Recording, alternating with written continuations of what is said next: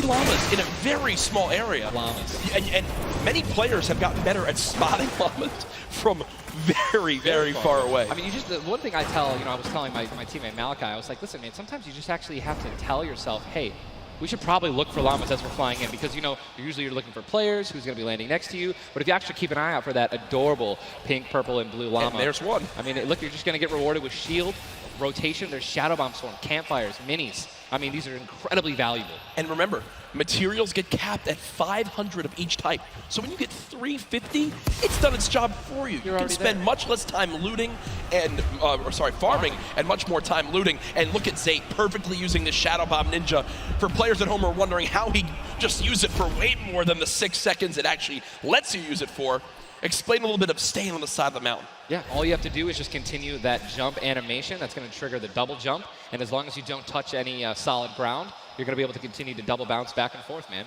It's an incredible, incredible use of the shadow bombs, and you're probably going to see a lot of players do something like that in the late game off of other people's builds, and which is way more difficult to do that off a mountain, by the way. For sure, as we now take a look. That storm is far, side of the map, and this storm is very far. Great point to bring up there.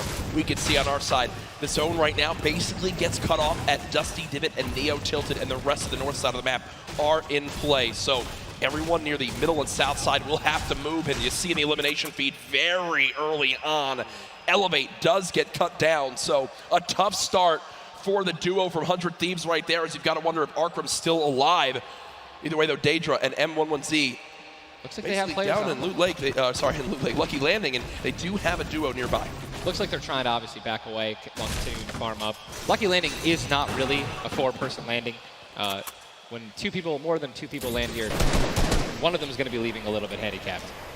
And Yu Wang in a fight right now, popping that last big shield, so all of his damage that he will take from now on will be permanent unless he gets an elimination and gets... Look at how good these stink grenades are right now. Scram and Mexi have lost so much HP off the start of this one just from getting ticks.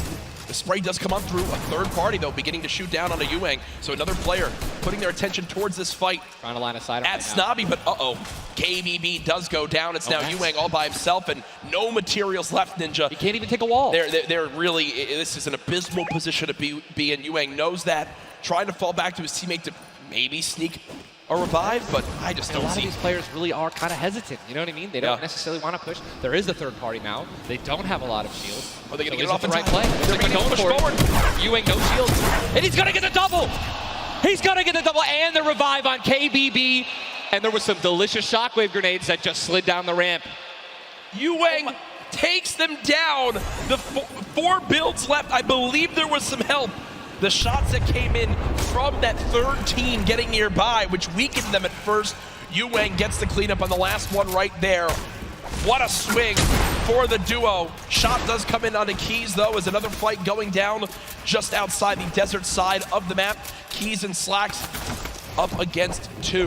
Running out of materials already, and guess what? These guys are at the farthest point of the storm. Yep. So this is not, they can't afford this fight, right? The longer this takes, they're not going to be able to get materials. They're going to be burning all the materials in this fight right now. So they're definitely going to need these lift to make up for it. That was and he took the knock on Landjock. And Landjock and Punisher went down early last game as well, and it looks like Landjock will suffer the same fate here. Upgraded combat shotgun, you know he's going to take that. Punisher trying to make some plays here. Still, now it is a 2-on-1 situation. Just need to play the numbers advantage. And again, Storm is about to start moving, so they're going to have to make some plays sooner rather than later. No ammunition. Very few builds. No shields. This spells disaster, and Punisher goes down, and there's the frustration in the player camera right there. Slacks and Keys, 2 quick eliminations. But you mentioned they can't afford to do that. It takes so much time in that fight. They've got to go very far still. Now over to Neo Tilted, Clicks and Skeptic. In a fight. Got some shield. Doesn't necessarily want to use this mini to only get a 10. And he looks like he's trying to obviously take some all to help his teammate out. No, he's getting taken. With the trap kill, he's going to get the knock.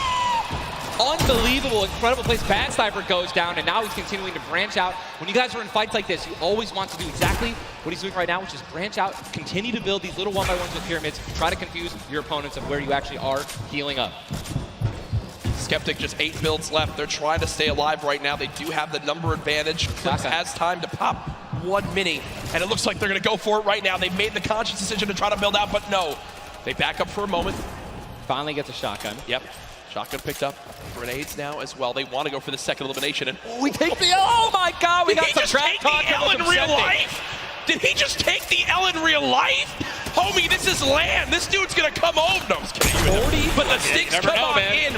Stinks coming in, 22 health left, campfire down. He has. Oh, and look who's here. Third party. Hello. Look who's here. NA puts up the take the L, and EU says, no, no, no. This is the World Cup, baby. I'm going to show which continent is best. Mitro and Mongrel, full HP, and they storm roll through. Duel ins for Mitro, still right there. Down low. Wow, incredible. Look at that kit.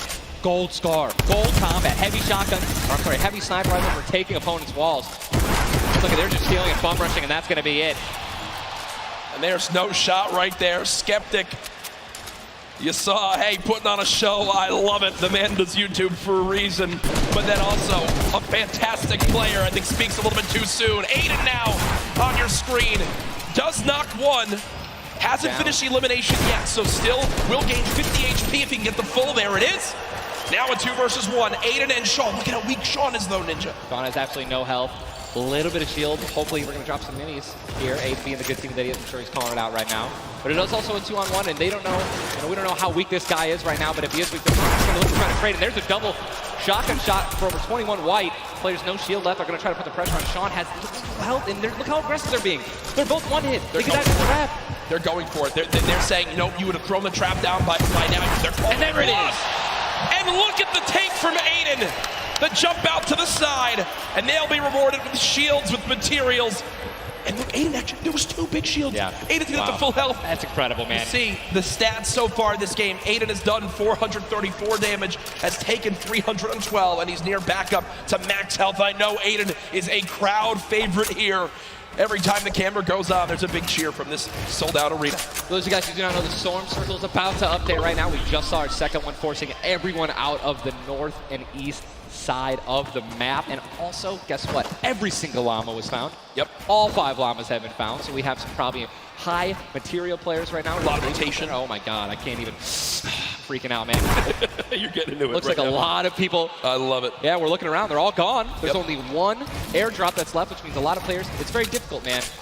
Going for airdrops is super risky, but it looks like everyone at the World Cup here is taking their chances. And what's kind of funny with this zone, as you see it on the bottom right side of your map, the slipstreams are there to basically help everyone get from the southeast, east, and south side of the map easily into this zone. So if you kind of sit outside and wait for players to move in from the slipstream, you might be able to deal a lot of damage. And remember, you might think, oh, well, there's no way you're going to get that elimination. I'm not even talking about that. I'm saying free damage for Storm Surge when that comes into play, because it is going to happen very, very soon here. We're about a minute away. It literally looks like we've been watching good action. But there's 84 teams, 84 players left still. Yep. I guess that's a testament to our observers backstage. Great stuff to them. Sizlucky does take a bit of storm damage right there. Chug splashes in the inventory. And Ninja, like a dolphin. Chug splashes have came into this game and they've completely taken competitive by storm. Are they the best healing item currently in this meta? I think that, there's a lot of items that get added where, not everyone is all unanimous about it, right? Some people do not like it. But let me tell you something about these splashes. I don't think I've ever seen more positive, reactions from an item being added than when chug splashes were added. I mean, nothing but positivity on Twitter. It was absolutely incredible. I woke up to some delightful posts. Delightful, just some delightful posts. Yeah. Those of you guys who don't know what they are, each one, splash, they come in packs of 2. You can stack up to 6. They give you 20 health or shield, whatever you're missing. And they're instant. You throw them down the ground, and they can be used to heal you and your teammates around you, as well as, if you really want to be a troll, your enemies that you've knocked. Here are Mongrel and Mitro in the zone, and you talked about this inventory. I'm going to come out and say it right now. There is no way someone in this lobby has a better inventory than what Mongrel has right now. And when you come into this, they were already in your top 3. So they're in a position right now, Ninja, where they have a pop-off performance right here. With only 6 games being played after the first 2, they could be your leaders. Absolutely. I mean, they were only 2 points away from first. Yep. They didn't even win the game. And Mongrel went down early before placement points were even rewarded. So Sean in another fight with Quentin and his squad. Sean trying to take some walls here. And he's out of light ammo. Out of materials. And he's out of materials. So he can't even spray right now. The only thing you can do is spray an AR, and that's not really going to be effective against top players if you're actually trying to take walls. Well, the player tried to drop a trap down low to bait Aiden, but Aiden does not fall for it. This seasoned veteran trying to cover his back. Players beginning to spray on through. Stink bombs dropping, and there's one a limb. Another shot comes in. Gets his shield. That's why he went for the thirst. Yep. And grabbed the mats. 365 mats now he is, or more than that. He's got. Get out of the stinks. They've got to get out of the stinks. So weak 2 Look at how weak they are. And don't they can get both Sean and Aiden. I think that's exactly what they should. They split up. Now he's trying to take them one by one. He's getting pushed by more than one person. Quick reaction from Aiden, but this looks like it could spell disaster for the duo. Damage dealt 639. He does go down, though the quick edit comes making through. plays. Now it's up to Sean. Can he clutch it? Only 2 HP. Got some minis. Picked up some ammunition now for his minigun. But looks like Spades is just way more healthy. And obviously there's 3 other players who are around him as well. So what's he going to do? Looks like he's going for high ground. Smart play, but he's out of mats. Oh, no, he does. He's got wood. He's good. Yeah, we both freaked out. Going to put himself in a nice pyramid. For those of you guys who don't know, when a brick or a metal pyramid. Big thing to note, look at his zone. He has to push. That's it. He has to push. He has 52 health, but the zone is right at his back. He's got to go. Don't even worry about Storm Surge. They're 446 aside as well. Has a shot, and he's going to be taken down.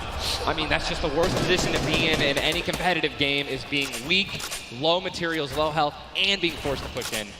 Every time you watch Aiden and whoever he's playing with, they are always the most aggressive, it appears. Yes. If you remember the famous moment, I think for me, arguably one of the most famous moments in Fortnite competitive history was the Nick Merckx and Aiden duo, where they made it into the big bonus about a year ago. Oh my God. And a crowd popped off. Well, they're always scrappy getting into eliminations. Here, the stat popped up for a second. Aiden and Sean had done 680 damage in the game. The average in the lobby was 80. They were 600 above in this lobby already. Unfortunately, though, when you fight that much, there's a higher chance of you going down. Speaking of potential fights, here's Sizzlucky and Brush, who we saw earlier on in the last game at Fatal Fields struggle to stay alive. Now in another tough spot, as they're both low on shields and low on health. Decent rotation items, 2 shadows on the launch pad. Again, I always want to keep stressing that, because if you guys have some launch pads, even one shadow can get you into another zone, right? Yep. Which is going to hopefully get you those placement points that you need, or even put you in a position to get some eliminations. But yeah, as you said with Aiden, we mentioned earlier, are people going to change how they're going to play, right? Are they going to do anything different here in the World Cup? And guess what? I'm pretty sure we can say that Aiden's squad is not doing anything different. They're being incredibly aggressive. They're putting the damage down. And unfortunately, there were just too many players who took advantage that they were weak. And that was the top 5 leading into this game. You see it updated again right there on your screen of where the leaderboard is at the moment. Mitro and Mongrel staying alive, in a great spot, holding this pyramid edit. And for people at home who might not know, he's not exposed right there, right, Ninja? He's peeking through his build. Correct. As you guys are peeking through a pyramid, you hit edit on it, you cannot be seen, right? And you can also see through it. It's a very amazing feature. Fortnite Battle Royale. What a Battle Royale, the ultimate Battle Royale experience. Ultimate Battle Royale experience, man. Blue T is in the storm, taking damage, a lot of damage, and he's still going to be rotating. Rogue taking damage as well. Thomas going to have to make some plays. And there goes Road. He actually just got knocked. 66 players remain, and this storm is kind of moving a little bit away from Pleasant Park. But it's once you have a high ground mountain in play, I mean, I'm wondering if it's going to go north. There's 3 high ground mountains in play, and really mixes it up late game. A drone ship that people can wind up going on top of, and those are brilliant to use. Oh, absolutely. If you guys can get up on top of those, guess what? You have ultimate high ground on the map without having to place any mats. Yep. It's incredible. You can't get sniped from above, and you can deal as much damage as you want. Also, it's incredibly difficult to shoot players that are up there. 100%. But it's important to know that after the 5th circle closes in, those air vents will stop working. So if you don't have any rotation to get down, glider, redeploy, Yikes. anything like that, yikes. That's a massive yikes. So you have to pray that someone puts a launch pad down underneath it somehow. Yep. And go for it. Yeah, just risk it all. Most of these teams won't mess that up. Now, we talked about our Game 1 winners, the team that took home the Victory Royale, which is, again, 10 placement points, the max you can get for placement in these games. It was Zayt and Saf, and they're currently set on up in this zone for the moment. Did they just get the zone as well? Are they the yellow team in the minimap? I mean, they're close enough for sure. I can see. I think, no, actually, no, they got to rotate a little bit, but look, they got 4 shockwave grenades. Yep. And they'll be all right. They'll be able to make it happen. Airwax and Peacock, man. Here we go. They have to rotate the farthest. Look at how many stack players are on this side of the lobby right now, and they're all going to have to move very soon. Yeah. Arkram and Falconer have a tough rotation ahead. Slacks and Keys. Watch them fight a little bit earlier on. against Like Landjock waiting and to pop Punisher. those heals till his teammate comes in. Yep. No, he missed one. Did miss. No, his teammate's full. Teammate's full. Don't Okay, worry. doesn't matter. Geez. Teammate's full. You know, I was playing with Myth the other day, and he was using a lot of chug splashes without me, so, you know, I'm really sensitive on it. I'm still really sensitive. We'll let you and Myth handle that one. As, again, it seems like some tension there, but we continue to move on in this fight. This is game 2 of 6, folks. The matches will be going on throughout the day. 62 players left in this one, 35 duos. And you see Arkram and Falconer. It looks like they did a duo shockwave to try to fly across the map together. Good teamwork. As the frantic rotation begins to move on in, more Storm Surge will soon begin to come into play as well. Jack, I have a question for you, man. Yes. Once these circles start closing in, they're so small. What do you think is the play? To rotate in right away once it's revealed if you're far out, or to wait and be the last team? For me, it completely comes down to what you have left, what you have in your inventory, where you are at the leaderboards as well. If I'm in a position where I know I need to make some ground up on the leaderboards, I want to rotate early and try to begin to spray back on the opponents to get some free eliminations. Yes. If you get the zone on you, you begin to just build on up and get that height so you can spray on down as well. In this one, though, again, all comes down to rotation. If you have nothing to rotate with and you're far away, I think you play late and hope someone else drops a launch pad near you and use that community pad to your advantage. Yeah, and we're looking over here at Ewing, 3 eliminations, sitting here with some very good materials, and it's definitely a very delicious loadout. Anyone with a heavy sniper and a blue SMG in a combat. And remember, he started the game in Snobby Shores with that clutch when KBB did go down, so they're still in this one because He still has of the clutch that beautiful blue combat where he clutched it with, man. Yes, he does, and all the materials you could ever ask for it. Nearly 100 builds in this one. You see they're marking right now. I think they have a double heavy sniper combo. They're either marking double heavy or they're saying, focus this, the zone's closing there. We're going to find out soon enough. It literally looks like he's marking exactly. He's trying to look and see. Yep, oh, they do have a double heavy sniper. And Ninja called it. The man knows. They see one. And no! You guys saw the pyramid. It's exactly what Jack talked about earlier. You need 2 walls, 2 layers protecting you from one of those walls so that double sniper will not take you down. But they've got the tools, the key to open all doors, as I put it. And this zone, Ninja, it just moved over a mountain, man. It just moved onto the side of the mountain, so high ground will be in play. But at the same time, Ninja, half of the low ground still in play, so it's not as bad a position for the low ground players. Here's a look at Mongrel and Mitro. Remember, Mongrel did go down early on in the last game. He's got to back on up because he's burning through materials very, very quickly. They're far above this Storm Surge, so they're good for the moment, and there's the replenish from his teammate in Mitro. 64 total builds left. Always see them doing this. They always split half and half match with one another, and then they go and collect the others, and it's just the perfect way of making sure that you guys have equal material. Look at how weak Saf is. Saf just sneaking up through with that Shadow Bomb. The spray coming in from Mongrel. Stink Bomb is hit as well. Everyone focusing these players on the outside. They've got the minigun firing too. The lobby now picking up quick as we move into our pit zone. The storm is closing in, and that's going to be forcing everyone to get into where the safe zone is right now. It is moving in towards Pleasant Park. Guys, this is absolutely insane. 51 players still remain, by the way, in a circle this small. They're just trying to get as many limbs possible as people are rotating in. Mitro on the bottom right of your screen with that minigun has 631 bullets to spray down with Mongrel in a fight. Gets one player weak, but does have to back up. Didn't get the clutch. Someone else stole the kill from him. Mitro gets chucked as well. Still have a launch pad, but again, when you're in a situation like this, low ground, they're getting sprayed with nothing but grenade launcher shots and frag grenades, and they're both going to be eliminated. And Mongrel also, Airwax just went down as well. And you see Cease in the elimination feed. Does look like, you remember early on, Elevate did go down. There's loot looks so delicious. Zane go for it. Zane Saf, do they do it? Do you go for it? There's a launch pad there and so many materials. This is game-changing loot right now. They've got the builds to go for it if they want. They're going to do it. They're going to make the play. A gold combat shotgun too, man. Zane and Saf uncontested. That's one of those risk versus reward plays that can help set them up for 2 victory royales in a row. Mongrel and Mitro's loot too, man. Oh, that was making a statement. And we know that was juicy loot. They're making a statement saying, listen, we're from NA, we're here to play. Taking out the, you really didn't know they took them out, but they're definitely taking their loot. Yeah, for sure, as they are still above this still great rotation items too. They both each have a launch pad, both have 2 shotgun grenades, and they're gonna go. He didn't get it though, they try to get both at the same time. Gonna be flying, and this is it, another massive rotation going to be taken to the center of Pleasant Park. They're 167 damage above the threshold, so they're looking pretty good right now. The question is, are they going to keep mid ground, go for low ground, high ground? What's the play? They didn't get the full launch pad.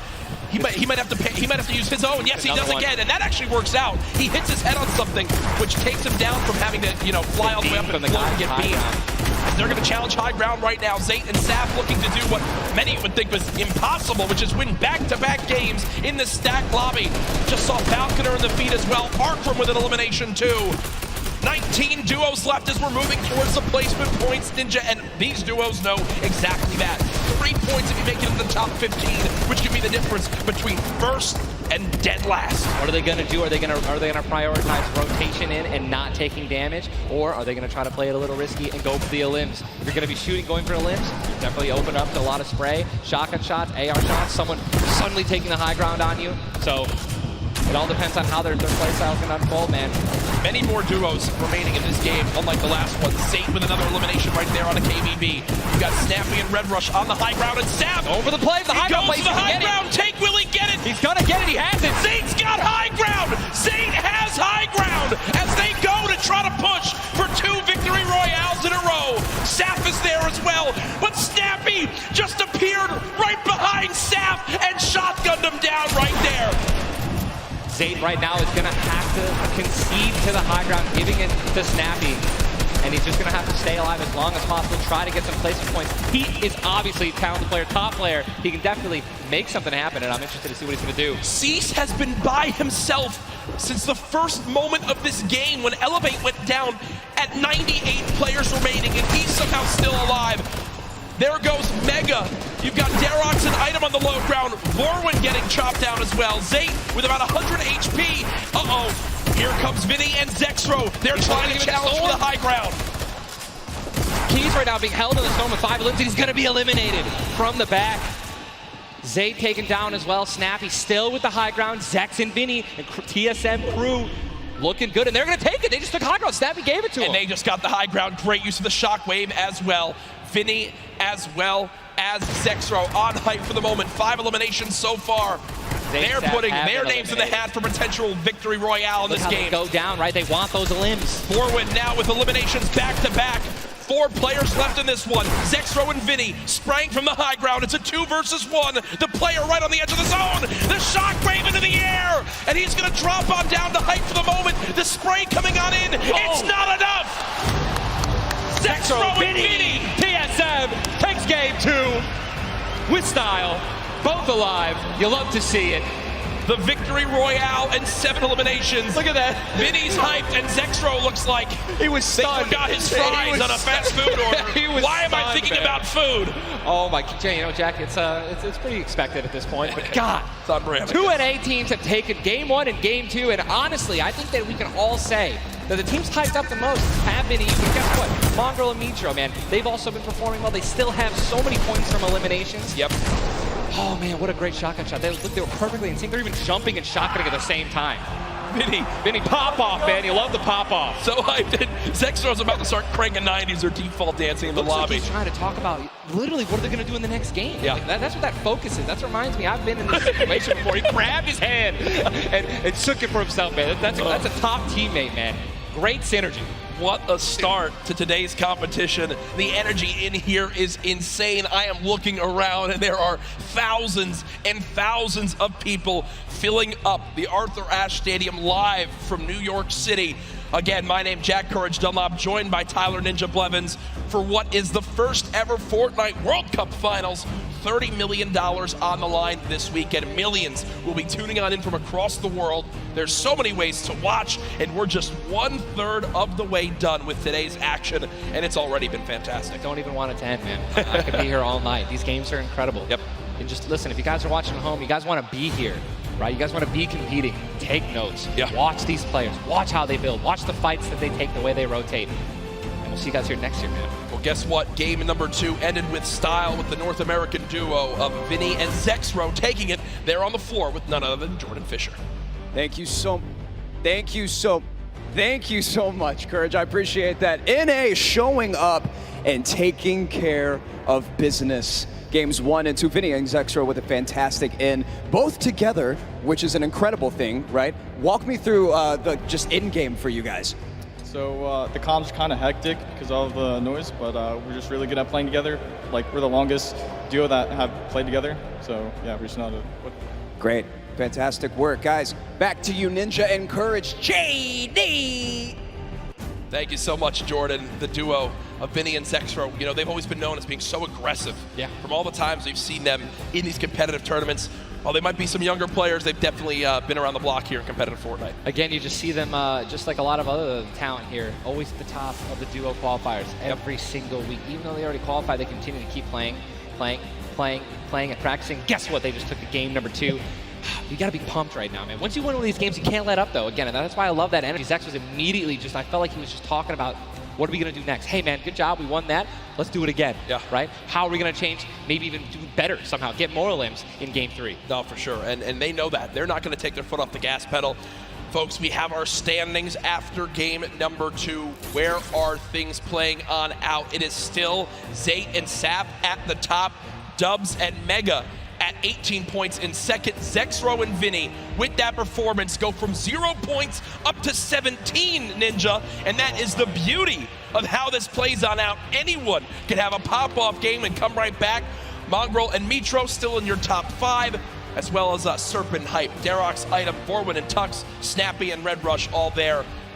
While Zayt and Sap do have a nice little lead right now, nobody is safe from the rest of this lobby. I'll tell you that right now. I mean, just take a look at the points, Courage. You got 11 points, right? Benji and Mr. Savage, they fell out of the top 10. But look at that. Storm and Epic Whale, 12 points. Daedra, M11Z, 12 points, 12 points, 12 points. All they need is 2 or 3 points, 2 or 3 extra eliminations right there, and boom, they'll move up 6 places. Yep. You know what I mean? So it's still anyone's game, all right? 2 pop-off games, 1 pop-off game, boom, you're already in the top 5. Remember, if you get 50th place or 11th place, from that whole time in between, you win $100,000 as a duo. Still. But if you go from 10th up to 1st, it jumps all the way to $3 million. So everyone, eyes on that top prize. We are just 1/3 of the way through the action today, but I know we've had a lot of fun up here, Ninja. What an absolute blast. Ladies and gentlemen, be here, man. Can we give a round of applause to Ninja for hopping in for some guest casting? What a great job. Thank you, man. Always a pleasure, brother. Pleasure to be here. That's going to do it for us for now up here on the caster desk, but I know Zeke is down on the floor with some notes for you all. Thank you guys so much, man. What an awesome first 2 set of games, from Sap and Zay locking down the lobby to Zexro and Vinny just coming in super clutch. And of course, guys, you've been here. We got to see Ninja. He got to go ahead and commentate some games. So what I want to know from you is, have you guys had a good time? Have you enjoyed it? If so, let's just let me hear you.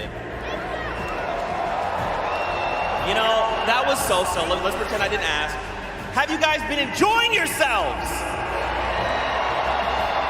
That's what I'm talking about. Obviously, we've got quite a bit more games left to get through, but, you know, if you've been watching for a long time, you know I'm a big fan of everyone that loves Fortnite. It's all about bringing people together. And I like to say Fortnite fam, that's my thing. That's what I do. And, you know, there's actually a lot of people from around the world that have come here to compete, to watch, to be part of all of this. And I thought, what better way to give back to you guys than to teach you how to say Fortnite from all around the world.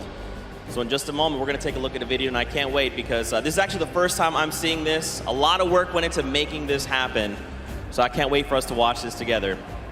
Let's take a look.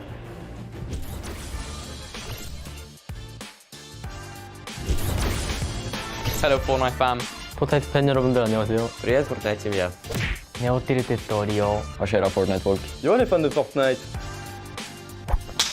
What's up Fortnite fam? Fortnite 팬 여러분들. 안녕하세요. What's up Fortnite fam? Hey, 저는 Fortnite fan. What's up Fortnite fam? Was geht, Fortnite-Freunde? 冠军等着我们。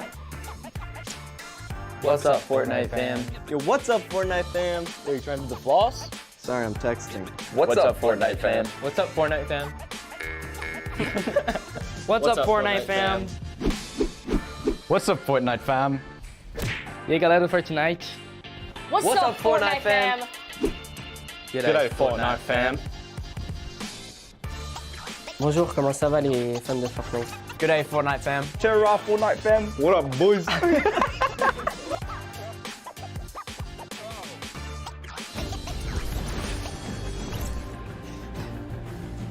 That was even better than I thought it would be. Just embrace it. We, as a collective, are the Fortnite fam. Get used to it.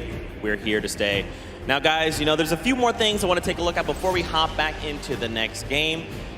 One of the things to kind of do if you're here or if you're at home, you've been watching, Ninja actually had a pretty dope hoodie, a World Cup kind of exclusive hoodie.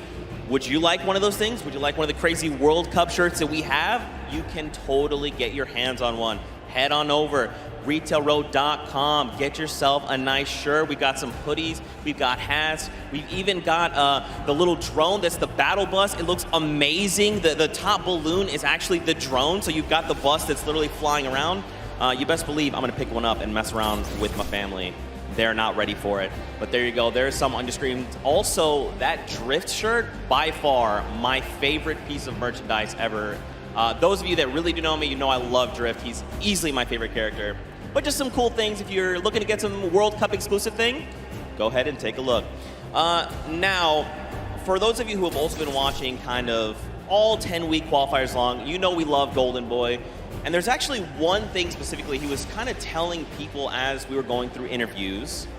And that was, hey, when we get to New York, you're going to be in my hometown. Let's catch up and get a slice of pizza.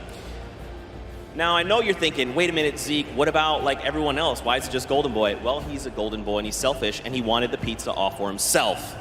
Get called out. That's right, now the world knows. But a few of those players actually took us up on the offer. They went out for some pizza. They had a night on the town. So let's take a look together and check this out.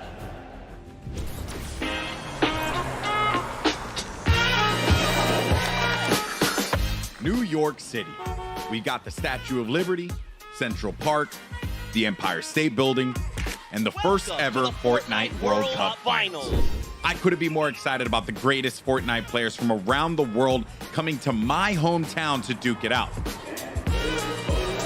But before the action started, I took World Cup qualifying players Aiden and Chinkin out to show them the Big Apple, starting with PC Gaming Cafe, Waypoint. What's up, boys? Hey. Welcome to Waypoint. Good to see you. Good to meet you. Good to meet you. All right, fellas, let's go and grab a drink. Let's go. All right.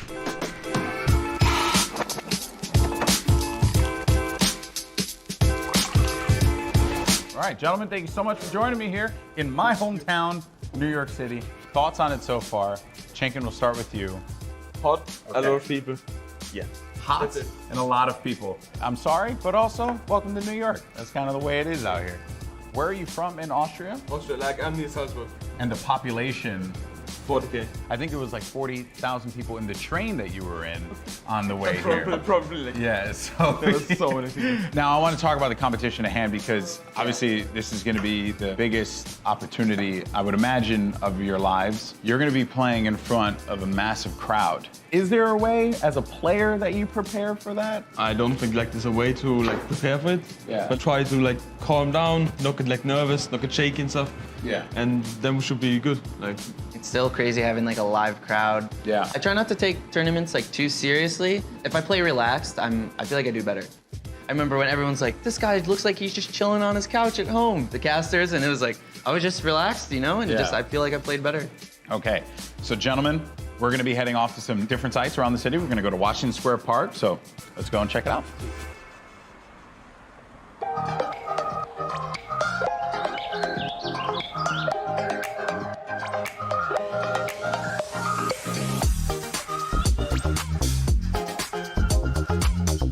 All right, so now here we are in Washington Square Park, gentlemen. And I love the fact that we've conveniently set this up. I don't know what these pieces would symbolize. I don't know. I'm not too sure. Is it like king or queen? While we have this here, let's talk about competition. You guys are potentially going to be facing off against each other. Have you thought about that now? I don't know. I just don't want to feel the L2 spam like.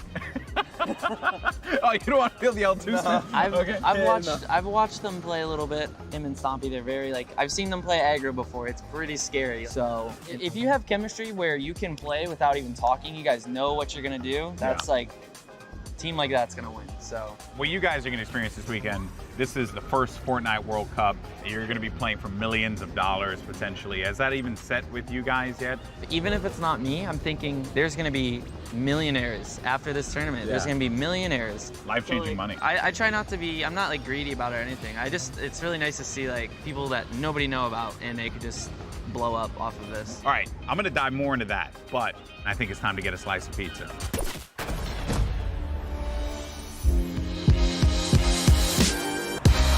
Take you out for a good pizza. We'll get some pizza. To give everyone pizza. Yeah, I'm gonna show up with 2 giant boxes of pizza. Pizza. Say I won't, Bala. Say I won't. And I kept telling people, hey, I want to get a slice of pizza with you. You know, all the players, and they all ignored me, you know? So thank you guys so much for coming out. I really appreciate it. Obviously, this has been an incredible journey for you all. You're now on the precipice of one of the biggest events in the history of all competitive gaming. I'm happy that it was a fair chance for everybody, you know, open qualifiers. Yeah. You could have no exposure, but if you're good, you get in the tournament. So yeah, I'm just really thankful to be here, and I'm gonna enjoy my time here. Yeah, we just try to like make our fans happy. I'm really looking forward to play on the stage in front of 100,000 people. Do you feel like the fans and how they've been supporting you all on this road to this, do you feel like that adds a little bit to this pressure? Honestly, it gives just more support for me. I feel more like happy to be here when there's all these people, whether they're rooting for me or other players. Fortnite's grown so much, and I just can't wait to see all like the crowd, and I know it's gonna get bigger and bigger every event, so. Fellas, best of luck at the Fortnite World Cup this weekend. Seriously, nothing but the best for you, but we're in the thick of things here in New York. So I think we gotta get some more pizza. You guys down? All right, let's do it. New York's got everything, and this weekend, most importantly, it's got the Fortnite World Cup. Now that these two have had their slice, let's see how they handle the competition.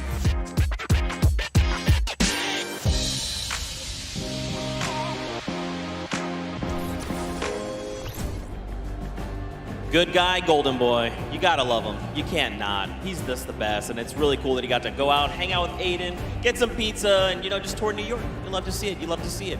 Now, guys, there is actually a dynamic duo that we want to talk to. We actually have Jordan Fisher standing by. He's going to be chatting with Nix and PF Zin. These guys qualified back from the Brazilian region, and they've got some things to say. So, Jordan, let's go over to you.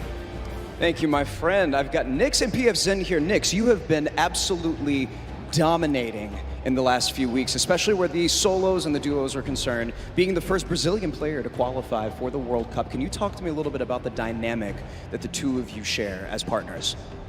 Nix, você estava dominando nas últimas semanas, principalmente para os qualifiers da World Cup. Você pode falar pouco sobre a dinâmica de vocês? Eu e o PFzinho costuma jogar bem agressivo e tentar pegar o máximo de eliminações possível. PFZ and I, we try to play as aggressively as possible and get as many eliminations as we can. As you should in the name of Battle Royale. Right now, PF Zin, you seem to balance out the fiery kind of loose cannon nature of Nix, who is obviously a dominant player, kind of helping him set up for a solid end game. What's it been like to work with such a young and fiery player like Nix? PFzinho, você parece que você consegue contrabalançar o estilo bem incendiante do Nix. Então, como é que é isso para você fazer esse lado mais balanceado da dupla? Basicamente, eu tenho uma role de suporte, então eu meio que fico nas backlines e ele vai na frente. Quando a gente tem o high ground, por exemplo, ele tem a função de ficar embaixo matando todo mundo e eu controlando o high ground. Basicamente é um lado mais estratégico, enquanto ele é o lado mais agressivo. Basically, I have more of a support role. Whenever we're in high ground, I'm just more in the background, supporting him. Like he has a more aggressive role. Setting him up. Yeah. To fire the loose cannon at the end. It reminds me of the very W key in a West that I play on all the time, and that has really, just got me cranking my 90s on a regular basis. You know about that courage, right? Am I right? Back to you. Whoa. Jordan, it's back to me. Come on, Courage, he's just found the chicken parmesan. Someone whispered the word and he went running. You just see it. Also, big shout out to Nix and PFZen. I actually chatted with Nix very quickly. He walked up and was like, "Hi, I'm Nix." And I'm thinking, this guy knows how to talk. So I talked a bunch of stuff, told him how much I loved him. Turns out he didn't understand any of it. So I had to get a translator and tell him that I love him. But that's how things go. Now, of course, guys, I know what you want. You want more games. We have 4 more on deck. So I think for now, we're going to send it back up to Golden Boy and Monster. They're going to get us into these games. So how's CJ Mike Realm? Play us in.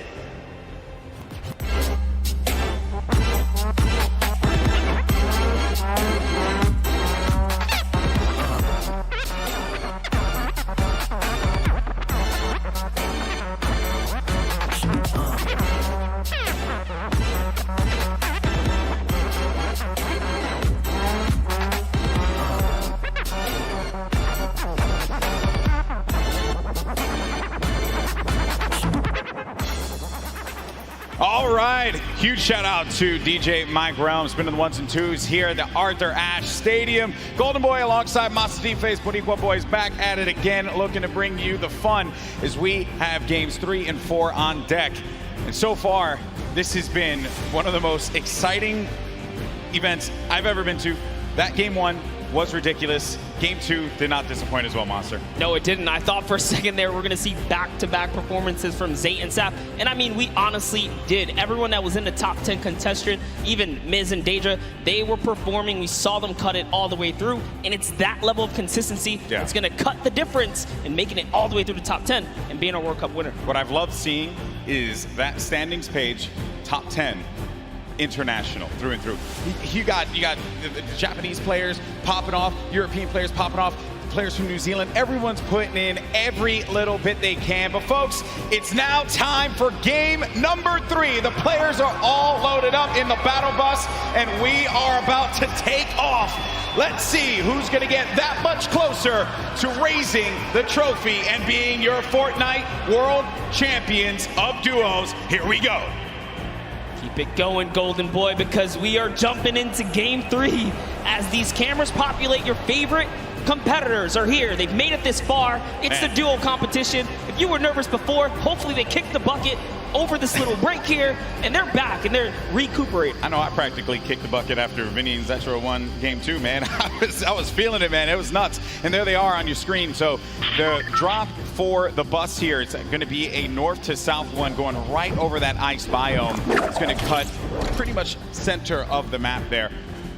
And Vinny and Zextro, I'm very happy that they're performing this well, Monster. This is a duo that had so much success. Even going into the World Cup qualifiers, we all were like, yeah, this is a duo that definitely should make it. This is a duo that, hey, they could even win the whole thing. Yeah. And then tragedy struck as Zextro had a few problems with you know, arthritis and different things with his hands. And I'm gonna make sure I'm getting that right.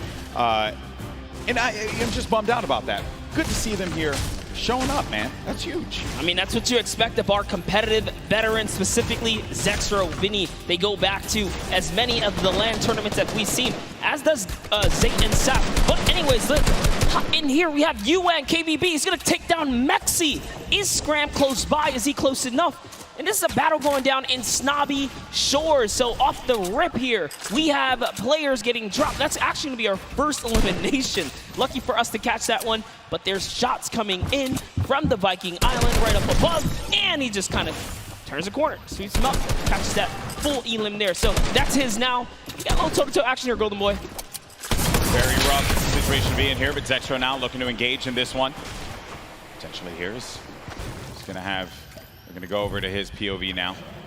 Kind of get, it's a little wild, man. It's like just getting the bearings all together here, I think, for the players as well. That moment where they can just have that conversation. What are they going to do? How are they going to just implement their strategy going into the next game? What is that strategy going to be? Do you mix it up? Do you change your drop spots? These are things that are going to be so important for these players. The time that they can take to just communicate with one another. Now, Scram looking to be potentially in a world of hurt here.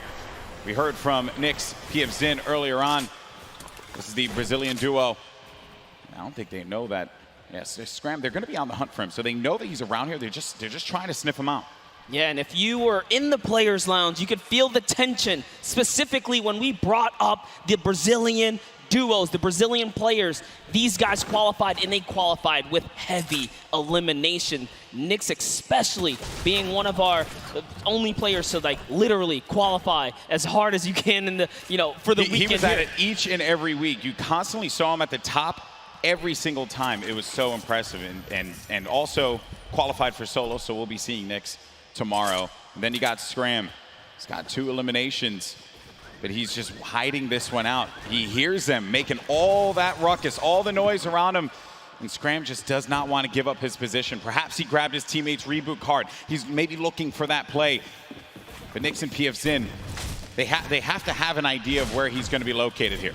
Yeah, he does not want to give up his position here. He's actually just hiding in the basement right now, hoping that these guys just kind of blow by like dust in the wind right here. As Nyx and PFZin, they think it's clear. They think it's all good because they came in and they just wrapped up one of the other players. They actually didn't initiate the battle against Mexi and Scram here. So Scram might just get lucky and be able to kind of sneak on by as he hears this powerhouse duo, this Brazilian duo, kind of loot their way through and make their way to the zone soon. And loot they definitely will, because they're getting a lot of resources out of this. Scram over in the distance. He's going to be out of there, but now we're making our way over to the action. It's happening with 7SSK7. Got Spades and Crims now looking to push on for this fight here, potentially. Got some shots going off. Crims is going to play that overlook position, getting challenged there, and trying to use that advantage from the download, a little bit of that right hand, right? Just see if you can get a peek in there. Does get tagged up, Crims. Guy does back away there, does manage to build out. And Spades is gonna force him out. There you go. So they're just right now playing for that positioning, and I like the fact that they're using these, the natural high grounds, right? Get to the top, hold it down. Don't really focus too much on just trying to get in their face quite yet. Give yourself that moment of opportunity and really get a lay of the land, and then going for the engagement. Yeah, absolutely. The best duos will try their best to isolate their opponents, really force them into, very weird situations like this, force the 1v1s, and hopefully get those free shots, and then pursue the push here. So again, look at how now they're split up again. So Spades and Crims are doing a great job here, pressuring and isolating their opponents right now. And so far, they're definitely dictating the pace of battle here. Yeah, that's what they want to continue to do. They're suffocating them, plain and simple, right? Not let them get any kind of movement there. I mean, Jamside and 7SSK7, they're looking, they're having a conversation of what the play is. What is the movement going to be? But Crims and Spades are not going to allow them that opportunity to breathe. That's going to be the down there. Crims managing to knock down Jamside. He's looking for 7SSK7 around the corner, and that's going to be the elimination registered. Both players are going to be out of there. And a big win there for Crimson Spades. What a clean push right there. Crimson Spades have so much to prove here, because when they qualified, they were kind of looked down on, like, wait a second, was it luck? Was it not? No, they're here to show it off and show why they're at the World Cup Finals. But now, hopping back with Miz and Daedra, we saw them have a great game one, came out top 10, and they're still in the running. They're in about the top 10 right now as well, based off of eliminations. Not necessarily picking up too many placement points. They're heavily dependent on just piping up these players at these points of interest, and looks like Lucky Landers is theirs right now. And they'll have that, but let's see. Miz and Daedra, they linger about it. I love the fact that you go to this hot spot here, so there is going to be a bunch of free items that you're going to be able to pick up on. Also, you're going to have that circle advantage. It's right there. So you don't got to worry too much. You can continue to focus on looting. The high ground has been lost, though. Miz needs to be careful. Where's Daedra at? He's going to be right next to him, trying to get these angles. So what they have to do, they have to stick together. Looking for the sound cues right here. Can they find their opponent? Catch a nice little low ground peek right here. Low ground is definitely underrated. If you can just kind of peek out, catch a big shot, you're almost guaranteed a headshot, which is a big multiplier. Yeah, players don't really think about that, right? Like you always see Fortnite players go after the high ground. That's the bread and butter for a lot of players that play this game. But you know better than most that the low ground can pay dividends for you if you know how to take advantage of that positioning, and maybe some overzealous players to try and get aggressive on you. You got Gustavo along with Wishy. I'm actually very interested to see if Gustavo's going to lead this push here, because specifically between these two players right here, this duo, this Brazilian duo, Gustavo doesn't necessarily lead the pushes. It's Wishy. Wishy's the aggressive one here. So he has the ultimate high. He's always looking for the shot. What are they going to do? It's just a nice standoff. Yeah, and that's this whole event, right? Players have just been very cautious about what they want to do. They are not trying to get too aggressive in these fights. They know what's on the line here. Millions in prizing is on the line. You do not want to make a bad decision. Be one of those teams that are eliminated out early on. But Gustavo's going to be putting shots down. Focusing this player, forcing him to actually build up. He has no builds to work with as well. 19 HP remaining and just a hope and a prayer, but unfortunately for him, that was not going to be enough there. Gustavo's out. Wishy isn't going to happen for him either. And Miz, he's feeling it. That's going to be 2 elims for this duo. You gotta love the snarky little smirk right there on his face when you get those 2 points. Smirky smirk. Feels so good. It's really good. It feels really good. And then Volks and Parpy. And look at this. Parpy actually dealing with this battle. And this other player that actually got the high ground against him was focus firing on Volks. Parpy pushing back here.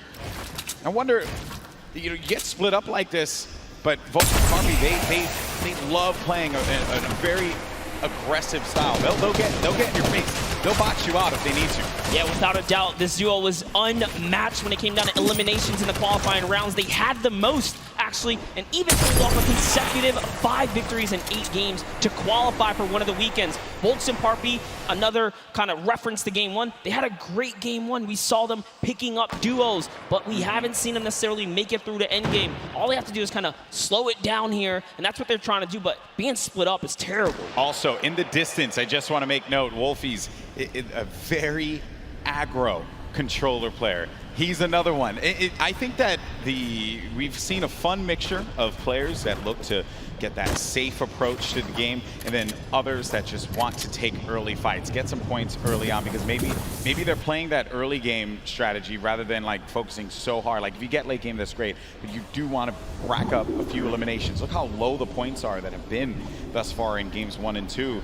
Get yourself a few elims and then maybe manage to make it to that top 15, which is very hard given how many players have stayed alive in this game. Games 1 and 2, we were at what, circle 5, or yeah, circle 5. I think we were sitting at like 45, 46 players. They're just waiting for movement. Yeah, and that's where that storm surge kicks in, right? Does damage to players. That's dealing back. But Crew and Chapels, one of my picks to watch. Have sort of been struggling in the format so far. I guess when the real pressure's on, you know, the environment shifts, right? Everything changes. Right. That's right. Everything changes here, and Crew does manage to get that shot off, or attempted to, with that tactical shotgun. It was not going to get the connection necessary there, but it did put the fear in the player to have to back away. Both players as well respecting the space from one another. The stinkers come out. Crew and Chapix having to get out of there, and they're going to use those, I believe, the shockwave nades to just fly on out of there. Didn't see the purple over their bodies there, but they were able to fly on out of that fight. Could have gotten real risky for them. I was going to say, that was a respectful disengage. You only got 6 games here, 2 of which have happened. That's they right. need big performances. They have to push towards placement and endgame. So good on them to kind of back up. And when you have stinkers, there's no defense against it. You get chunked down right through your builds. It really is annoying to go against.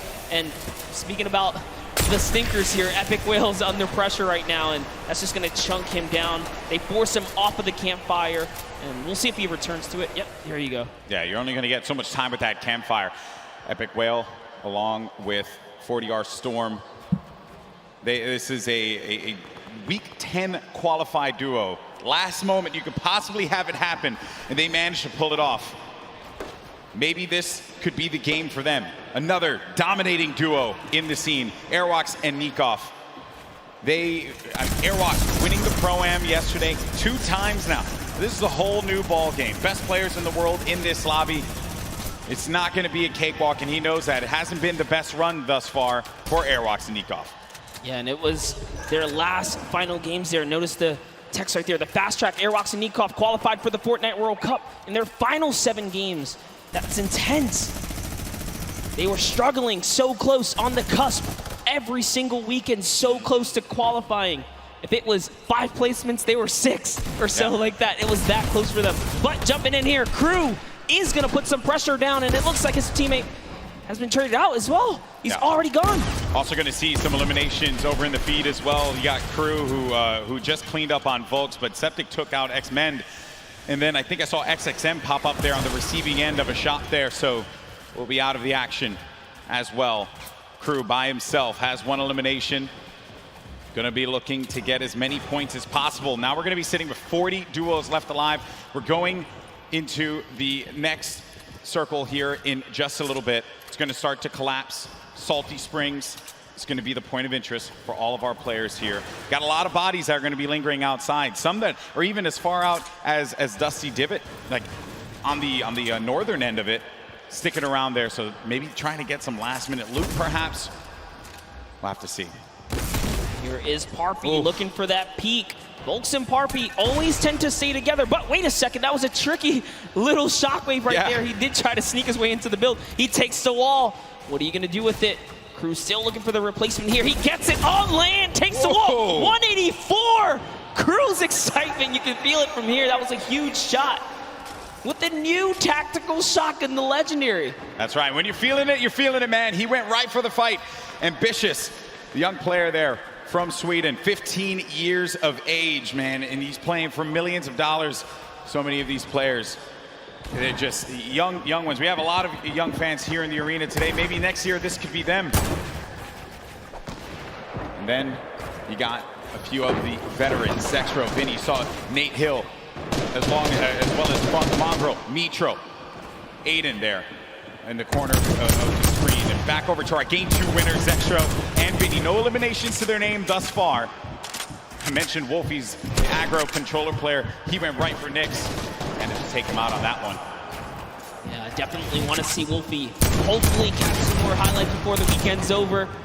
Touch base with him. He's a great kid, definitely enthusiastic about being here at the World Cup, and he feels totally prepared. He's ready to represent. He's one of the few controller players to actually qualify for this weekend. This is a big weekend for a lot of players, obviously, clearly. Here you have Cease and Elevate. They haven't found the rhythm. They've been a little quiet, man. They won WSOE, a great duo that has had success in the past, but this has just not been their game so far. Got to get something to turn it around. The talent is certainly there. I think I saw someone on the Fortnite competitive Reddit mention, why is no one talking about Cease and Elevate? And I think it's just important to note that in order for us to talk about it, they got to start doing some things. And I think games 1 and 2 has not been their game. Yeah, and I mean, we were there in the warm-up rounds. A lot of players were not necessarily revealing strategy, but whoa, that's a huge shot on Ziff right there as Mitro sends one flying down the field right there. Sent him packing. Dear me. All right, so back into the action at hand. We're gonna have 36 duos left in this. Notable names, obviously, Mega and Dubs. Benji Fishy, Mr. Savage. A lot of people in the crowd popped for Benji Fishy when he walked out, as well as Mr. Savage. For due reason, this is a stupendous duo. The double snipe combination from Benji Fishy and Mr. Savage. Big shot right there, these double snipes. You gotta be careful. There's no standing still in a box here because you might eat one right there. They line up another. That's right. Not quite successful that time around, but hey, all damage matters. Storm Surge, you want to be dealing damage. You cannot stay idle. There are no free passes at the World Cup. Look what happened in game 1, man. The Storm Surge claimed a lot of victims. You have to be engaging in fights. You cannot stay still. There's Fwexy and Letwick on the move. Nyrox right behind him. Cooler organization. Benji Fishy's going to be down. Just saw that one off on the side. Mr. Savage now having to deal with a player that had engaged on him. He's going to get built above. He just needs to wait this one out here, but Benji does get cleaned up. Yeah, that was going to be Fwexy.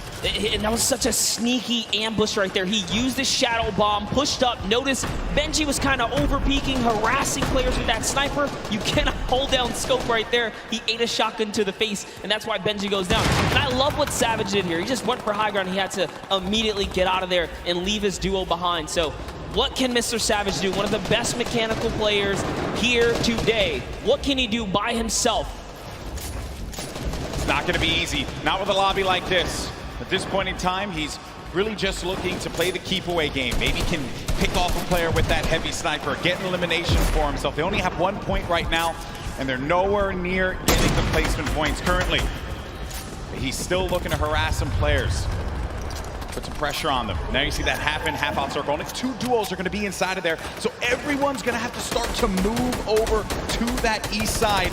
going to be a struggle for so many players. They're starting to make the moves right now. They want to try and gatekeep, prevent these players from getting inside.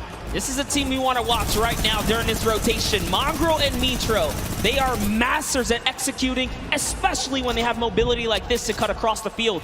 They are on the hunt right now, and there's no reason for them to rush. Once they spot out someone, they're gonna pounce. They're gonna jump on that target. Yeah, they're gonna wait for you to make that mistake. And with the nerves at an all-time high here, players are certainly gonna make that error in judgment. Saw it happen in scrims when we were looking at players just getting warmed up. So much at stake here, but there's the launch pad. It's going to go out now. Need to be wary of just getting beamed in the sky. So many times you think that you're just going to be sailing away with no problem, not a care in the world, and then you just end up losing all of your shields, all of your HP, and then that's it. You're done. I've seen it countless number of times. People tweet out, you know, you fly across, you get taken out the sky, but it's all about timing. Neither Mitro nor Mongrel was shot once on that rotation, and it was masterfully done right there. And whoa, it looks like they're tracking so beautifully. Catches someone trying to just kind of rotate on by in a shadow bomb, but that was not enough. You were not safe from the shadows there, buddy. Another thing, too, was that when they were out of position for a brief moment, the way that they were able to just get back together, right? That patience with one another, the communication, you need to have it when you're getting down to these final moments. 25 duos are going to still be standing here. You got Calculator and Macwood. They're going to have that high ground up above. They shouldn't be comfortable just yet, because anything can happen here. Look at where that next circle is going to be going. Moves need to be made. With that RPG, I mean, they can basically take high ground at any given moment that they want nor choose. Calculator looking around, already on 4 eliminations for Macwood. Macwood did say he's the fragger of the duo. We'll see if Calculator can keep up right now. I am just poking good fun because Calculator loves to talk a big game on the social medias. He really does, man. He's a character without a doubt. But right now, there is no fun and games to be had. This is game 3 of the Fortnite World Cup Finals. It's time to put up or shut up for a lot of these players. And look at that, wasting no extra mats. They do not waste more than they have to. This was earlier on. An elimination onto Mongrel and Mitro. There you have it. Out of the game once again. That duo, European powerhouse, gonna pay there to Dubs and Mega. So far, so good. Macwood, again, just holding this positioning right here. He is going to get blocked out of his teammate accidentally, but it's all good. This is still his ground to control right now. They have clear control of the skies here. And they have a ton of builds to work with as well, Monster. 4 eliminations for Macwood. A great game for him thus far. That's 4 points for this duo, but he's going to be taking some shots. Has to be careful there. And there you can see the lay of the land, Monster. Yes, the placement thresholds will be divvied out soon. There goes the Storm Surge already ringing down on players. Jay has to make a big move. Doesn't matter. Zate is going to wrap up right here as Keys goes down as well. And the shots are flying. And you can just look at the overhead, the chaos that's going on in the mid-ground specifically. And look who's still in this, Saf. They're going to be in first place. If they keep this going, another dominant game for them, another high-placing game could be the difference maker to keep them in that first place position. Up on the high ground, Calculator and Macwood putting down shots yet again, not giving players any moment to be comfortable whatsoever. Look at the names that are here, though. The Rockets now starting to fly by Wolfies. Wolfies having to defend himself. Zate's going to be out of this one, so now it's going to be up to Saf. And Saf, he had to see his teammate go down, but his back's going to be to the Storm there. Now looking at Mega, who's waiting this one out. He knows on the right side of your screen, you can see it down low, that these players, they're going to try and force their way into his box, so he has to play defense. He has to disengage. And there's Saf, who just lost his teammate Zafe. Now he's going to be running this one solo. And then up above, it's Macwood and Calculator. This whole time, they picked up 3 eliminations from that whole exchange, Monster. That's exactly where you want to be. They're still putting this pressure down. And Zaf is looking for one, but it's Vinny who's going to take him out right there. So Vinny's going to find his first elimination, and he has so much health. He is in the game right now, although by himself because Zextro is down. And now Oslo, Bad Sniper, one of the few duos that are still left in this game right here. Arkham somehow, with a masterful rotation, he's still in as well. Bad Snipers at 11 eliminations with Oslo here. Wow, unreal stuff. Bad Sniper is going to be out of this one. Macwood and Calculator still owning the high ground on the mid. Down below, Dubs and Mega, one of the premier duos here at the Fortnite World Cup Finals. Could they get the high ground and wrestle the control away from Calculator and Macwood? Oslo waiting for Vinny. You can see that engagement down low, but we got to focus on what's going on above here, because Macwood and Calculator, they have their eyes on Dubs and Mega, and they do not want to give them that freedom to dictate where they want to go. They want to try and pinch them. Arkrum just eliminated Vinny on that, and it's going to be Oslo and Arkrum down low, but you're going to have a clash, a 2v2 in the high and in the mid ground, and Dubs and Mega feeling that pressure, needing to just dial back here, wait a minute, because I think what they're doing is they're just trying to see if they're going to run out of builds potentially. I mean, the play here certainly has just been defense, defense, defense. Yes, that's right. Oslo's now left by himself. All he has to do is time this fight, so long as he doesn't bother them. But Dubs and Mega try to go for the high ground and make a fatal error. They fall to the low here, Golden Boy. This isn't looking good there. Mega and Dubs, they have the low ground, the ultimate low ground. Oslo's going to be outside, but they get the elimination. Calculator and Macwood, they're holding the high ground, and that's the victory royale. Macwood pops off in game 3. 7 eliminations for him, 2 for Calculator, 9 total, plus the victory royale. 19 points for that duo. Crushed it. There was just something about the loadout. Seeing that RPG once they already were holding the best point, the high ground. You just knew pressure, and that's what Macwood did there. What was it, 7 eliminations? Hey, shout out to Calculator too. He got a couple at the end. Yeah, he had his back. Most importantly, Dubs and Mega constantly playing that defense. Credit to Macwood and Calculator for the way that they continue to apply the pressure. And then it was the shock, sending them down low, forcing them into that engagement. Credit to Oslo now, who took traps instantly to see maybe he can get a cheeky trap elimination. Didn't work out for him there, but a top 3 placing for him. Certainly got to be happy with that one. And then it came down to the final moment when Calculator and Macwood together were able to push his player with their combat shotties. Boom, that's the game. And look how happy they were there. So good. Gotta love their reactions right there. Whew. What a game that was. Had a little bit of a slow ramp up, you know? But that's what Fortnite will do to you. You're just talking, you're having a conversation about where the positioning is going to be, and then out of nowhere, boom, you're in the action, you're in the fight, and things start to get wild. Great game there for Macwood and Calculator. Calculator winning on the world stage, man. Look at that.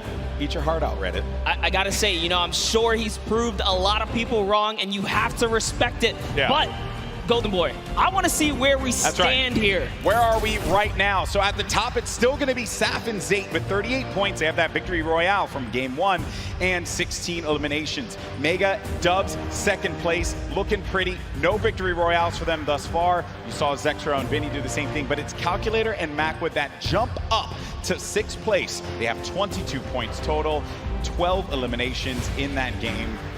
They're finally in that top 10. I want to take it one step further. Bad Sniper and Oslo jump up to 13 total eliminations. They didn't have anything up until this point. They just had one great pop-off game. And suddenly they're in the running here. It is anyone's game in the top 10 because you have to be consistent. And again, there's always those wild cards, those pop-off moments. And here's a look at page 2. Any of these guys are still in the running right now. You got Bell and Scarlet, who've been wrestled out of the top 10. The Japanese duo who had a premier game in game number 1. Benji Fishy, Mr. Savage saw their demise earlier on.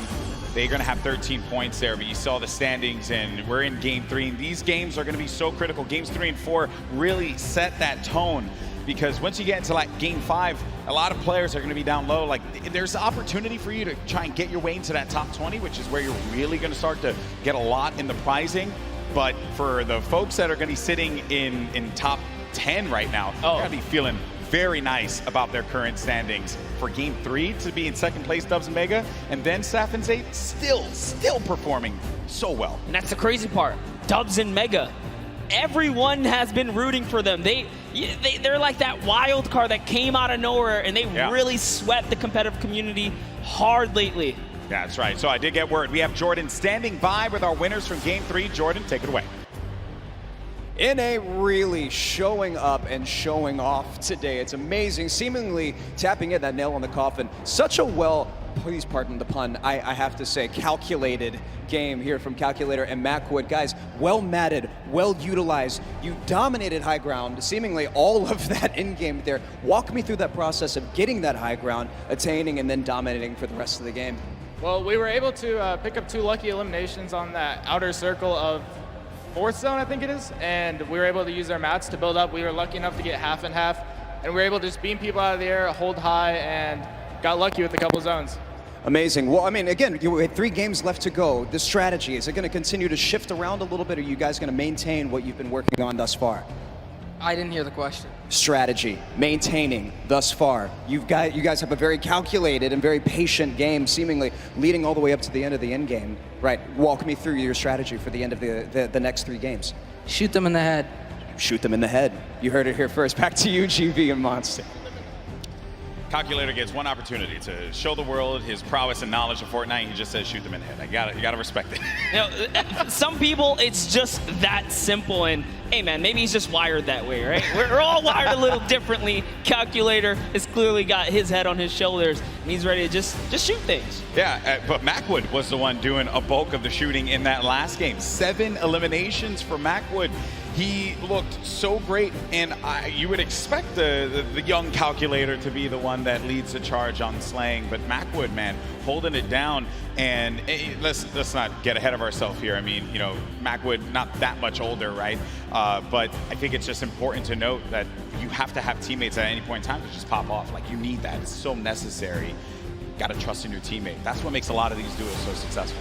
Yes, I mean, we've seen it from the start of every round. Some teams are just more aggressive than the others, and they know how to stick together. A lot of great moments in that game, and good news for us is that we got Sundown standing by to break it all down. Sundown, over to you.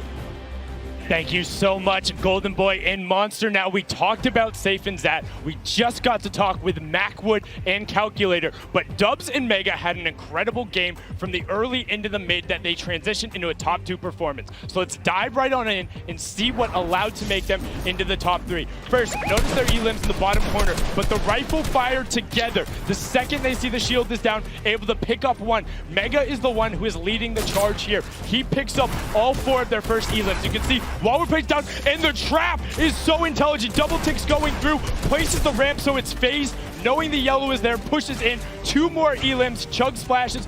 Dubs stays up with just barely enough HP, and you can see he's trying to trap the floor every single time.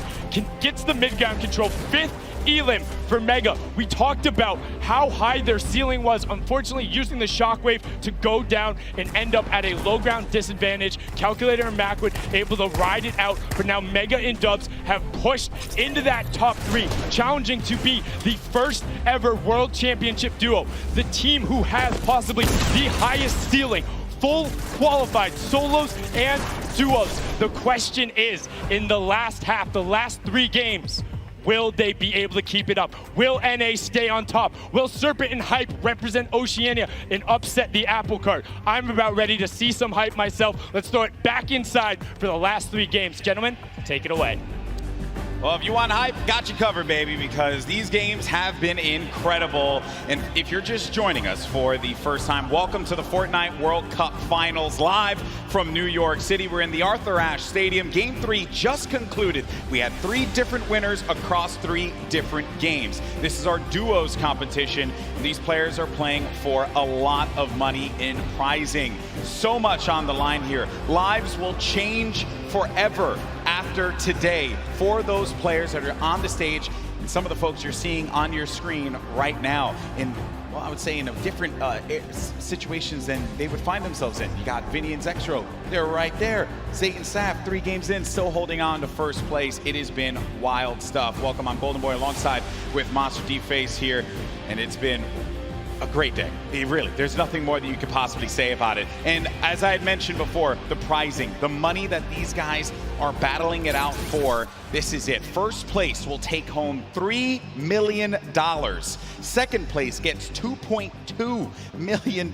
Like, that's just absurd. You get in the, where is this here? 4 millionaires, 4 millionaire duos before the weekend is over, not to mention all the fame and clout that comes with it. So I think you'll be pretty well off at that point, but everyone's a winner here. We're here to celebrate all of the competitors that made it this far to the Fortnite World Cup final stage, because those 10 weekends of qualifications were not easy. Yeah, when you get into 10th place, that's where you really start to rack up the coin. But Game 4 now about to begin.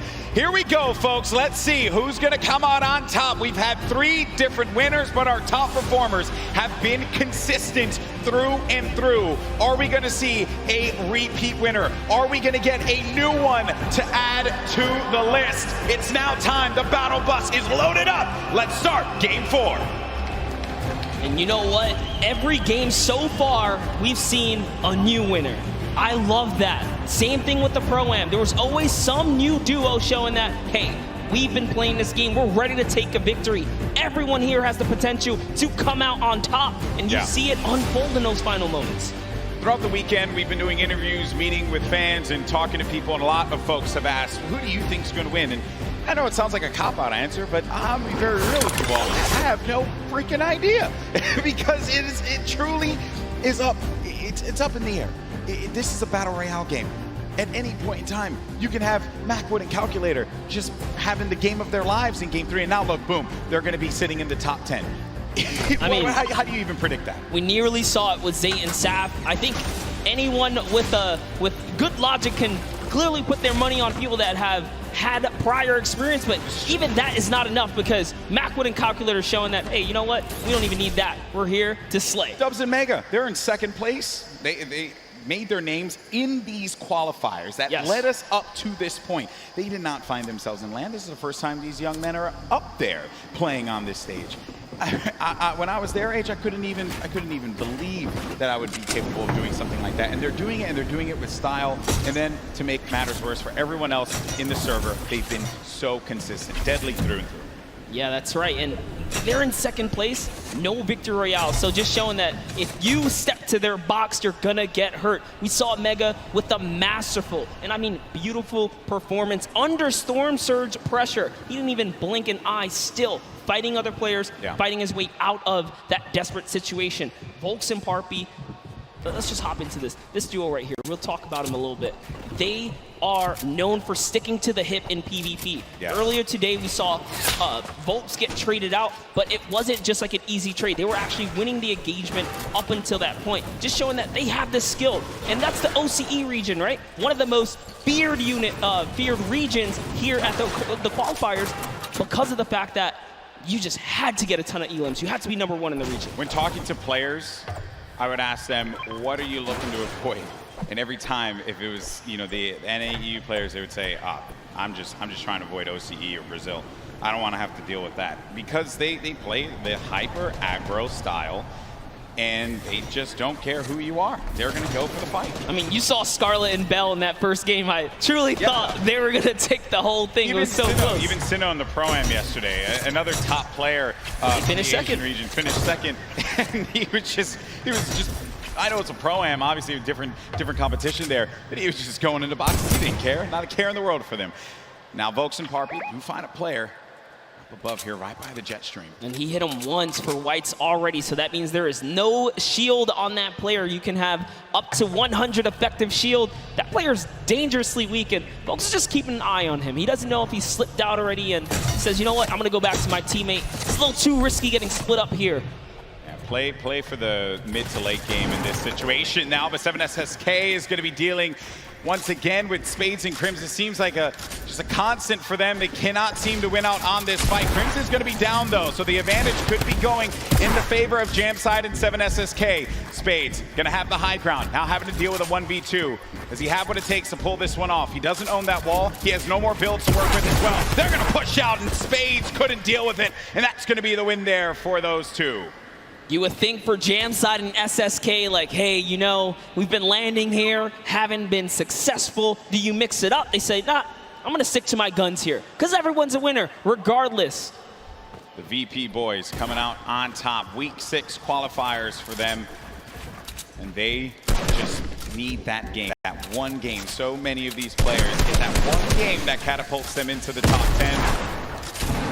And then the momentum shifts, the confidence starts to rise up. You think to yourself, I am capable of being able to do this. Come on, girl.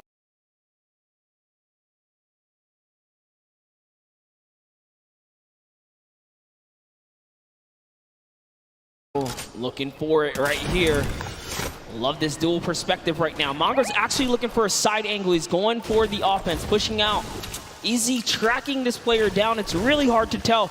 They're getting into, really just going deeper into Neo Tilted. If you hang on the outskirts or by the slips, you're at huge risk for getting dived onto. It looks like they say, you know what? We're just going to continue to push on through. Those guys dive off, and those markers are actually the trackers. They say, hey, they're going this way. Mongo still wants a piece of this. Keeping up with where players are moving in the crowded Neo Tilted, a new area that was introduced just a little while ago. Some players made Tilted Towers their home. This was a drop spot for so many, the likes of Nick Merckx, Aiden, right? But ever since it changed, you started to see players second guess whether or not they wanted to go to the new Tilted. Talking to Aiden earlier, actually when we went out to go get pizza and stuff, he had mentioned like Tilted's just a whole different beast now. You know, just not something that he really would want to deal with. That's why you don't really see him going that way anymore. Yeah, it's just a different lay of the land.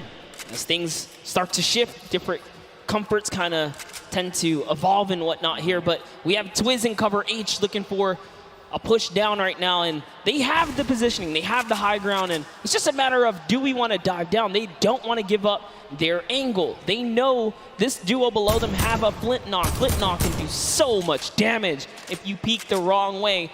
Minimal's gonna hit you for about 80. This duo from New Zealand, we had a chance to talk to them for that piece, and great to see that friendship, the communication that they'll have for one another, something that a lot of these duos that came together for the Fortnite World Cup duos portion of the finals don't really have. They don't have that cohesion, that chemistry that these two will have, right? That Saf and Zate would have as well. Crazy to think there's 89 players in the lobby and 48 duos, so a lot of disengages, a lot of solos out there right now. Keenstar and Hunter looking to defend themselves right now, and it's just a cat game right here, cat and mouse game. What are they gonna do? They actually shockwave on out of there, and into the slip they go. They're out. They're trying to get away. That was a shadow bomb right there, and he's gone. Yeah, I was a little worried about that duo that was coming in, but the storm is creeping up now. This is only phase one. Nyx gets knocked by Zexro. Saw that in the elimination feed just a second ago. Item and Derox out in the wide open. And it looks like, actually, they saw Mend right there building by himself in a one poor wooden shack, and they're pushing the shack now. So Twiz is going to hear these shots off in the distance, but looks like we're hopping over to the Loot Lake area where it's Macwood and Calculator going against Daedra and Miz. This is a top 10 contenders right here. The game 3 winners now having to deal with Daedra and Miz. Shots as well, snipe shot. You just heard that one squeak by Daedra. Need to be careful there. There's some more shots being laid out. Disengage as well. And they're just really pushing them away from here because you got to get to that safe zone. Don't want to have to deal with the storm, obviously. It's still early games here, so you're not going to be ticked for too much. But you're really looking for this next zone. Where are you going to start to move here? And this, again, the game is going to be so slow in the start because as you get closer and closer to the end, game 4, critical game, Monster. So many points you can earn from this. Flying into the top 10 potentially if we have a new winner that was outside of it. This is where players start to, I guess it really sets in on them that they're going to be playing for $3 million in prizing. Yeah, if it hasn't already. I don't know what world they're living in, but here it is. Twiz goes for the shockwave overhead, and it's Derox who eats a chunky one right there. Cover H looking to chop this bad boy down. In comes the Sinkers. Is it going to be enough, though? The pressure is so real right here. Twiz and Cover H doing it not only for themselves, doing it for New Zealand, their families, and everyone watching them at home. And that is going to be one elimination through. I saw that one pop up. That's number 1 for this duo. The challenge comes in, and that's the win there. 2 elims total. Twiz gets them both. tried to get out there and play the trap play, but it was not enough. 7 SSK and Jam Side have rotated in from Paradise Found. Oh no. Oh no, down comes the build. Oh no. They should be close enough. Yeah, he is going to be. The build battle goes off, Golden Boy. The coverage is going to be down. Jam Side, 7 SSK 7. You're looking at Jam's perspective here. Going in for the fight, and after winning that one out, it's going to be Jam and 7 SSK 7 that get the better of the boys from New Zealand. They found their stride coming into Game 4 so far, and that means they're in the running right now. 4 elims is enough to put you on just about page 2, top 20, and we talked about it. If you can make it to that top 20 bracket, you're still in the running so far because there are several more games left before this thing is over here. This Calculator finds himself very high in the sky right here. He's got a nice little base, and they're just waiting. Yeah, waiting it out. Norwood's going to be beneath them. And those are the players that were forcing him out before. Oh no. Starting to hear the explosions. Knocking him out. Wow, he actually sent a shot when the Splode came in and hit Cease with that? What? How was Cease knocked right there?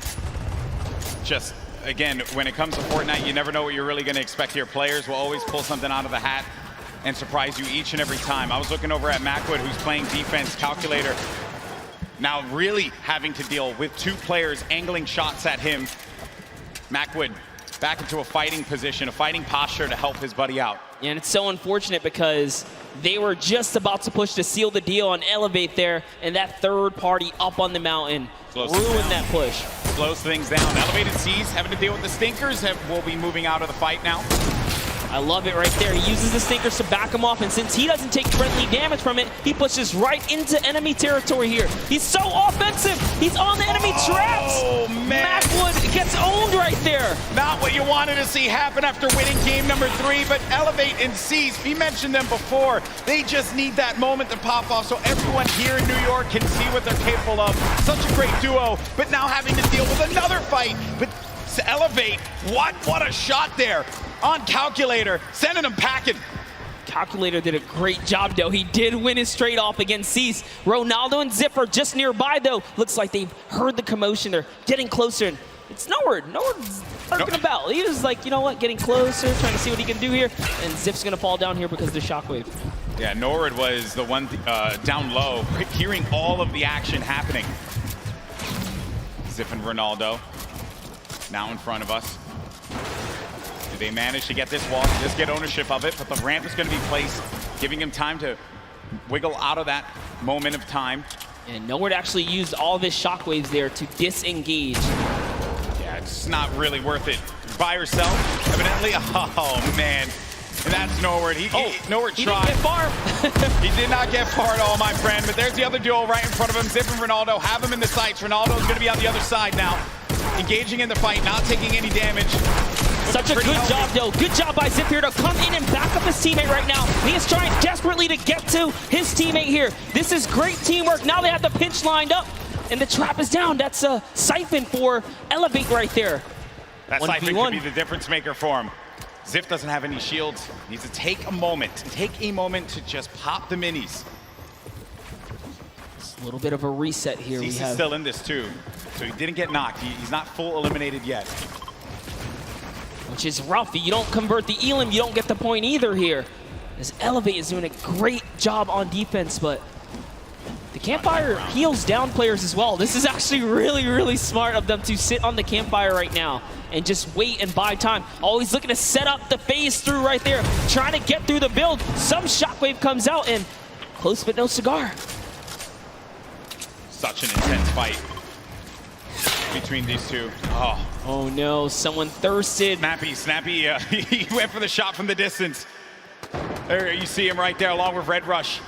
And then Zip down low on this island, using not only the rocks, but also this metal that he had just built up for himself to get out of this. Zip is the target of the server at the moment, as everywhere he moves, he cannot seem to catch a break, but he is going to find a little bit of that high ground real estate right here and hopefully ease up the burden, but nope, has to change layers again. And now let's go ahead and take a look. Oh, and Zip is out of here. Funk, it's... I think I could have sworn I saw Funk there, but no, I think that was Elevate. Apologies, that was Elevate that did get that. But the secure was there. Moving on now, taking a look at the other side of the map. We have Stompy and Shinken still in the game. Mongrel and Mitro, Benji and Savage, Aqua. All of these duos, very, very powerhouse duos here. Yep. Close by right now. 4 eliminations for Benji Fishy. 36 duos remaining. It's going to be a loot late circle. So some water. Players will just have to build over. Nothing that these guys can't handle. Oh, a lot of open air, though. Lots of open air. All right, Benji's at 4 eliminations here. He's been having a good game. They've been playing well. Playing very good. 4 elims. Just the final moments, right? This early in the game to have 4 elims is actually huge. And I love what they're doing right now, just fishing for damage because Storm Surge, you never want to be under the pressure of the Storm Surge. They know that with 50 players in the lobby, dependent on the zone, Storm Surge will activate, excuse me. So Force Sinkers is the perfect tool, perfect utility to have. Can take some damage down on any of these players, getting comfortable inside of a box. Now looking at this, got Vinny down low in a campfire. Saw Aiden and Sean there too. Had a few good moments for Aiden and Sean. It hasn't really been their event so far. Dude. 6 elims. That's insane. Having 6 eliminations already. Take a look at this stat right here. Damage dealt, 842. The match average, every other player on average, 176. That's not even enough to take out a player with shield and health. So they're doing a lot of work on this lobby right now. And they are here to play. Looks like they're going to find themselves another spot. This is actually an interesting spot. But it's all good because they have launch pads. They can get up and over this cliff lip right here. And they're backside safe. So all they have to do is protect their forward angles. I understand we did get some moments of Mongrel earlier on as he's trying to see where players are going to start to make some moves. Let's go ahead and take a look at that, and we'll come back and see where they are currently.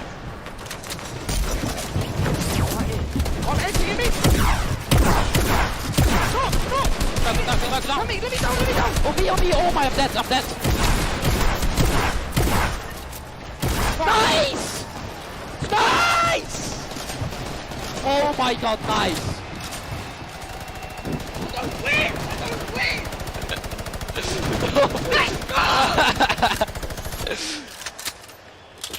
And that's why this is one of the best duos in Fortnite. Way to clutch up in those moments, man. Yeah, the nerves, they have to be shaking there. But Mongrel, just a steely stare. Love it. Love to see it. Get out there and get yourself a duo that's going to clutch up for you today in the Fortnite game. If your friend ain't doing it, drop him. You don't need him. That's right, but you heard him. He said we're going to win loud and confidently. Mongrel and Mitro are here. And they're here to win this game. That's the mission. But everyone else, all 33 duos that remain here have that same objective in mind. Luckily for them, I think that circle does work out for them just a tad. And there it is, Storm Surge. It's now live. And it's going to hurt some people. You either have to do damage or less than 50 players have to be in the lobby. So 6 individual players right Gustavo's now out. are under it. Yep, that's it. Gustavo gets owned right there. Is Wishy going to be able to do something about it? Storm Surge in effect. Dubs and Mega once again. They're in second place in the leaderboards. 3 games have worked out very, very well for them. And they can see that effect. You can see the Storm Surge around you. 51 players. Only 1 player needs to be eliminated, and that will be it. Says, you know what? We balling. They out. They're going. They're trying to get that zone plan for placement right now. And do you blame them? Why not? They're in the lead right now. All they have to do is consistently skate through. They've gotten through the hardest part, the beginning. They're warmed up. As Mega is trying to fish around here and get a good spot in. Looks like they get themselves a little bit more real estate, but the pressure is in because the baller players come in. Right in front of them, too. More defense having to be played here. It's kind of shades of game 3 when they were in a similar spot, but this was from the high ground. This time, they'll be right in front of them. The action has cooled, though. They can take a moment to reset. Definitely did cost a fair amount of metal right there. Mega now on 300 medals, trying to inch his way to that fence nearby. Just doing a little bit of a material swap right there. Back to Mr. Savage and Benji Fishy with the minigun. The minigun's so good for pressure plays. Spread out a few of those materials. Get ready for the potential movement. Snaking is what you would hear players often mention. They tunnel out, give themselves some coverage. You need a lot of materials for that. Then the artillery strike from up above, a new item that was added. You can build around and give yourself some defense, so really it's just waiting it out rather than having to move out of the blast area. 5 elims for Mr. Savage and Benji Fishy. 6 for Mitro and Mongrel. This has certainly been a dominant game for EU thus far. Yeah, for sure. Yuang takes out Rote right there. EU player is gonna go down. Rote gets the trade out though, must have been the zone here as we are cutting across here. Mitro's trying to find some real estate here. Is he gonna be able to set up? He's going for the high ground. A little bit of a build-off, but Mongrel's got it under control. He's got the high. Who's putting some pressure down? Yeah, he's getting the shot straight across here, Golden. Yeah, there was a duo right on the other side there that Mitro was concerned about. So he goes low. Then really, wherever you go, there are going to be players looking right at you. And sometimes you just manage to incur the wrath of the entire server. Luckily for Mitro, that did not happen quite yet. Saf, I just saw Saf get dropped. Zate's going to be separated from his teammate there across the side. And that is the circle creeping on forward. It's going to be open air, open space for them. So the ballers will have space to move around and try to survive here. This is it. It's coming down to the final moments, Monster, for a lot of these players. The pressure's on. Yeah, Saf has already been taken out, so Zate is left to fend for himself here. Can he play for placement? We already know Mongrel Mitro were split up. Can they find themselves amongst the chaos here? Aqua and Nyrox are holding up the high ground here as well, and that's a scary duo. Way up top, uncontested. Not someone that you want to have up above you. Mitro, 6 builds remaining.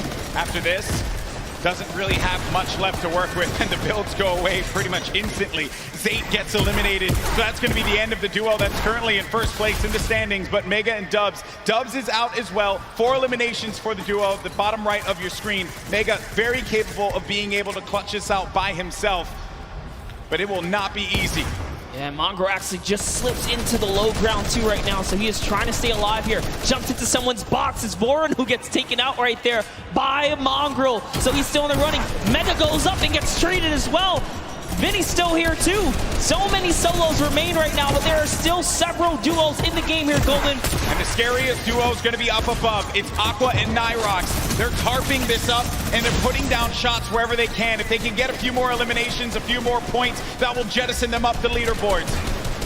Elevate has 7 elims as well right now. He has 7 already. Rojo jumps out of the box. From him. Wolfie's still in the game. Controller player. Talking to our boy Christian earlier, he mentioned he loves to get in the faces of players, and it has worked out for him thus far. Elevate is out of the game. 7 eliminations for him, 7 points, not bad at all, and you're going to get the placements to boot. Still, Aqua and Nyrox up above. Then you got Benji Fishy in the game. 5 eliminations for him, 6 total with Mr. Savage's 1. Oh, there's a player in front of him. He pops up in front of him. Oh, that's so scary there, but Benji Fishy is eliminated by Sky. Sky has been around the competitive scene for a long time, and for good reason right there. Nyrox now owning from the high ground, putting that pressure down. A shockwave was initiated right there, but it's not going to be enough. This is their map to control right here in the final moments. They're the only duo standing, Golden Boy. This is their game to win. The cooler duo. Is this going to happen? As they're putting the pressure on these players down low. They're synergized, they're communicating, and they're ready to pick up this victory royale in Game 4. He only has 10 builds though. This is very intense. That's where it gets Both scary. of them don't have much here.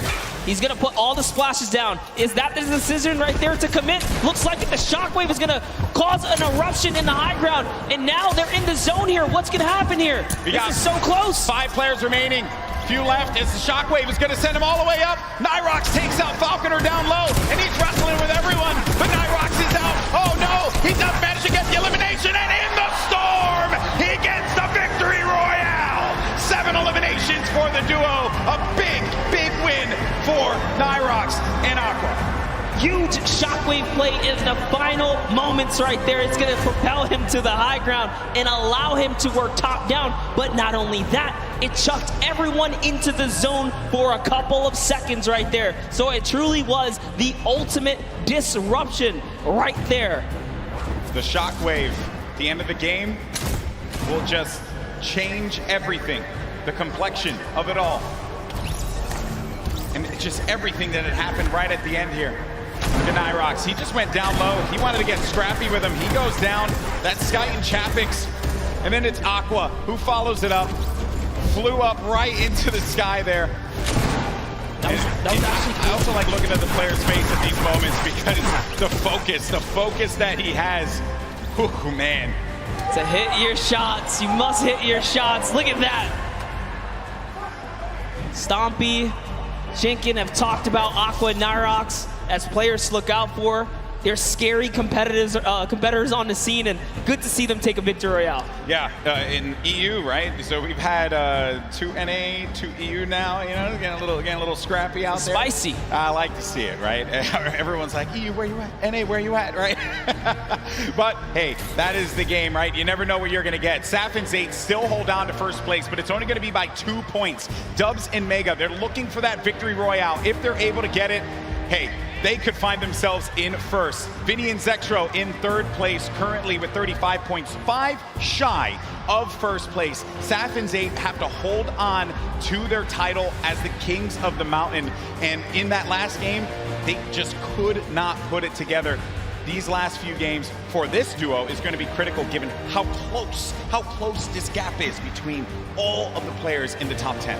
That's right, and take a look at your next page here. We saw plenty of Spades and Crims winning that Paradise Palms kind of early interaction, but one loss sets them way back to the second page now because you have to continue to accrue points here. But look, Epic Whale still here as well. There's a lot of players in the running. Yeah. Wild stuff from game 4, excuse me, as we've had the EU duo, the cooler duo, managing to get their win on the world stage.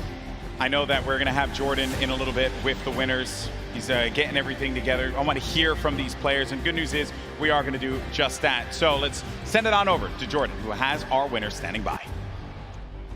A massive shift for EU here. We all know that shockwave grenades can absolutely shift the balance of in-game, especially allowing you to propel yourself up and work your way top down to dominate and control what was the most exciting final moments of in-game here today. What is your plan going into these next couple of games? There's a lot kind of hanging in the balance here, right?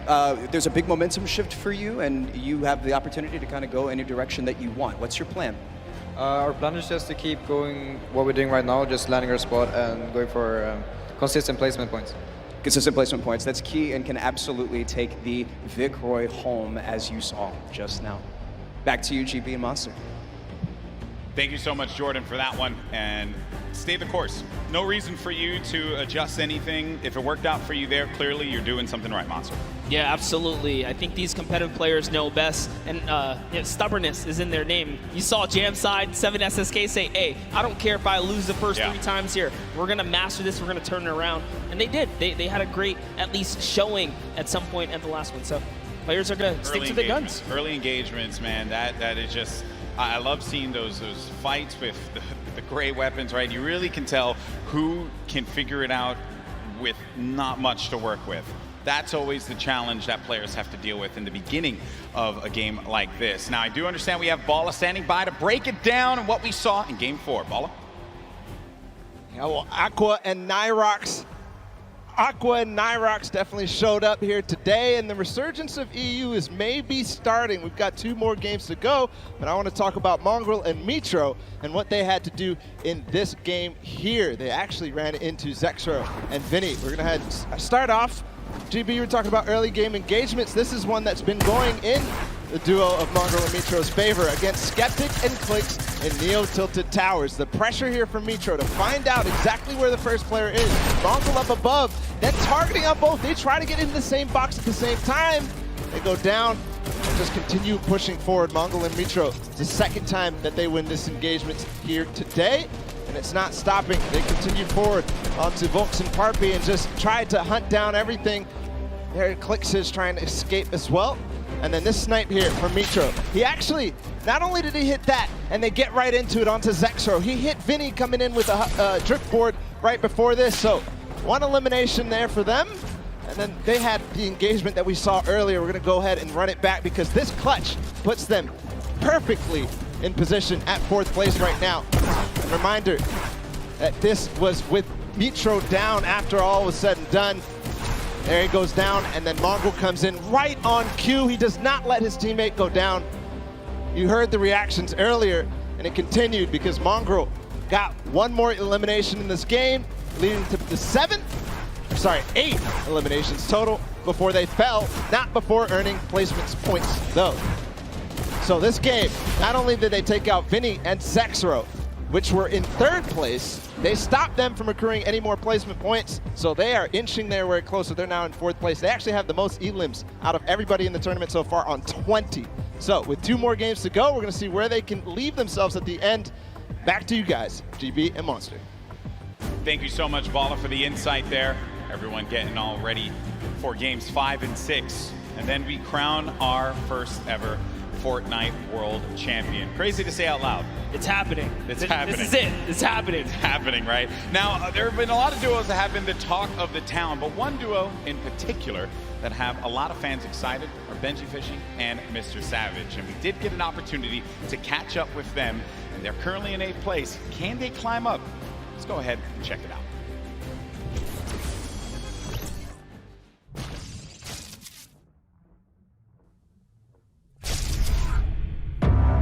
This is a scary duo. Benji Fishy and Mr. Savage.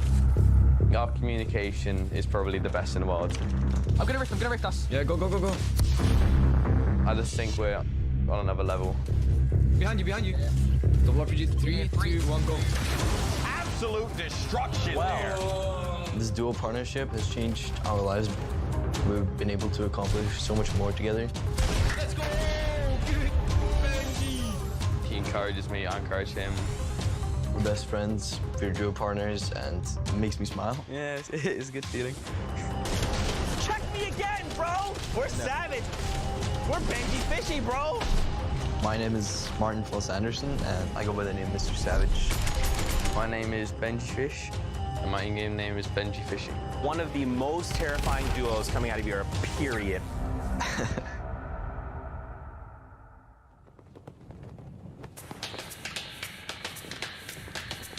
We live in different places, but we talk every day online. I live in Oslo in Norway, and Benji lives... I live in Surrey in the UK. And I travel to England to meet him, see how he's doing here. He has my back. If I ask him something, he'll help me out. We don't actually just play Fortnite. We play other games when we just want to have fun. We have a lot of the same interests. He's always really humble. I love his personality. Yeah, we're great friends. Shoot. All right, yeah. Shoot. All right. I'm too good for you. Oh, there's a guy northwest of me. He has an RPG, I'm north. The reason why we're so good at playing duos is because we both have super good mechanical skills, good chemistry, and communication. Okay, 120. Knocked 1. Let's go, dude! Everybody knew in the community that Savage was one of the best players in the world. He knows the game really well, so he makes really good calls. Benji's just so insane at just eliminating people. Benji Fishy is dialed in right now. He just follows me perfectly. He fills in the gaps that I can't fill in. You'd think a fish out of water would be harmless. Not this fishy. Not today. People were definitely scared if they see some fishes running around Happy Hamlet. You'd think fishes weren't really that scary, but Fortnite, it's quite the opposite. Oh! We're in a really good state right now as a duo. Let's just cross Loot Lake. I think there's people on the other side. We're playing super well. Players, they continue to go down like flies. We've been practicing. It's really nice to, finally be able to prove ourselves. Benji Fishy Savage. I think we're just going to show people how good we are.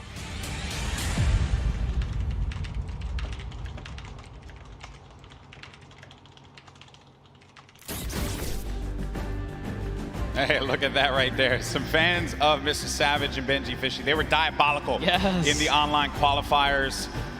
And maybe, just maybe, with these last 2 games, they could pull it up and get themselves into top 3, maybe even first place. How crazy would that be? Let's be honest, we've seen them do very well so far. Maybe not the performance they were looking for. I know they want to pull a victory. They have everything it takes. They can muscle up from 8th. Yeah. They'll be up there. It's going to be a challenge for not them, but every single player. But we're going to go to a quick break. When we come back, games 5 and 6, and then we crown our first ever Fortnite World Champions. We'll see you on the other side.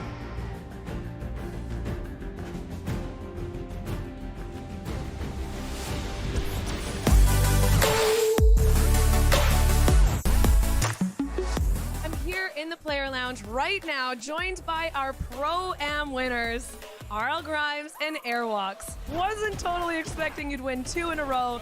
Can you walk me through those final moments? It felt really good. I don't think I would have won if I didn't have him. Now, RL Grime, you were holding your own, you were keeping up, you were staying alive, you were getting eliminations. How did you change your playstyle from last Pro-Am to this Pro-Am? I think we learned a lot from the last one. Just that you should focus on late game a little bit, and I just sort of let him lead the way and made it happen. How did it feel to play with a potential World Cup duo winner? It's amazing. I'm actually going to come tomorrow and sit in the stands and cheer for my man Airwalks, yeah. Maybe make an Airwalk sign and wave it in the air? Maybe a 98 bot sign. I'll hold it up. Good luck on the event tomorrow. Congratulations on winning. Congratulations on winning. Incredible, incredible gameplay throughout Fortnite World Cup Pro-Am.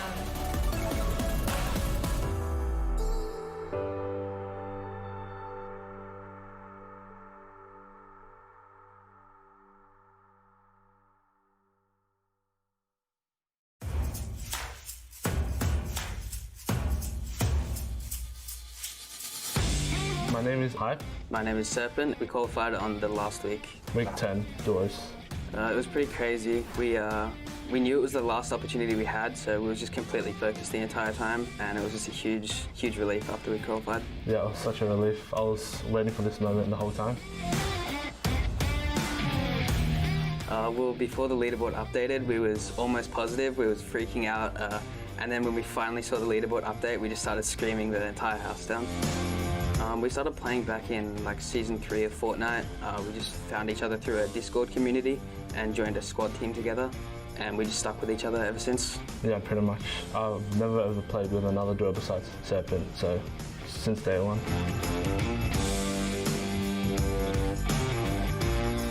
We both make calls. Yeah, we both have things we're a little bit better at, but we try to take the roles like evenly. I'm just really excited to play with everyone from all the regions. Yeah, I would say from what we've seen, OCE is a lot more aggressive play style because we go for a lot higher point games, whereas yeah, NA and EU, they have like way more passive play style than us, I think. It's a dream come true, to be honest. It's all I've wanted to do is just play games, and to have a huge opportunity like this is amazing. Yeah, it's pretty much the same, but yeah, just crazy opportunity to be able to play against the best players around the world.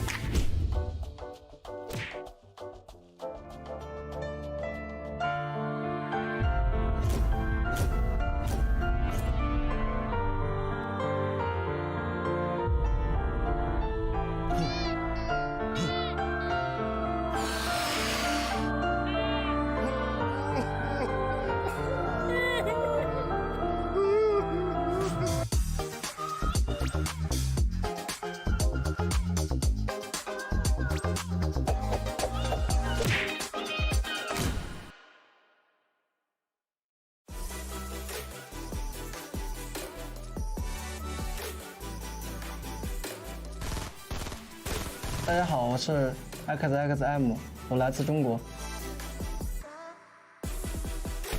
The rocket's gonna come up through. Are they all coming down? Moon PB. Oh. 我叫小蒙德，我来自中国。我们是在那个亚洲锦标赛第6周海选的时候，然后双排拿到了亚洲第1。A second rocket going to catch both players? How do you even find that angle? 当时我很高兴，我超级高兴，从桌子上跳了起来。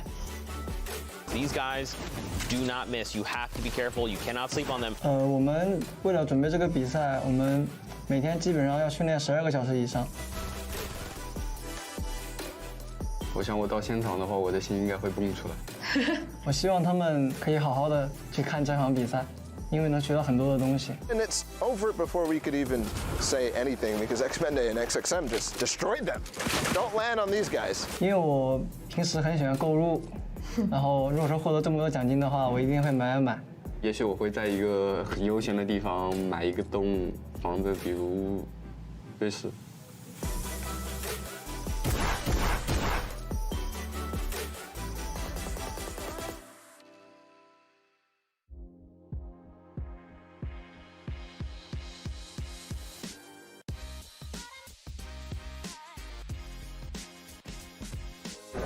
There you go, bro. Nice to meet you. Enjoy your weekend, okay? Thank you. We found respect. Let's see you guys play yesterday for the first time.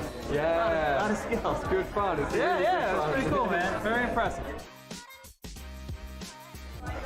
Hey, man. How you doing? Nice to meet you. I've been following you for so long. It's crazy I'm here. I can't believe it, man. Can I get a video of you saying that I'm the best Fortnite player? Okay. Can you say Lucas is the best Fortnite player? Lucas is the best Fortnite player. Okay. All right, guys. We're here with Ali, and he has a message. Very important message. Lucas is the best Fortnite player, okay? Thank you, man. Thank you. No worries. Thank you so much. What's up, buddy? What's your name? Kevin, man. Kevin, nice to meet you, bro. How are we doing today? Doing good.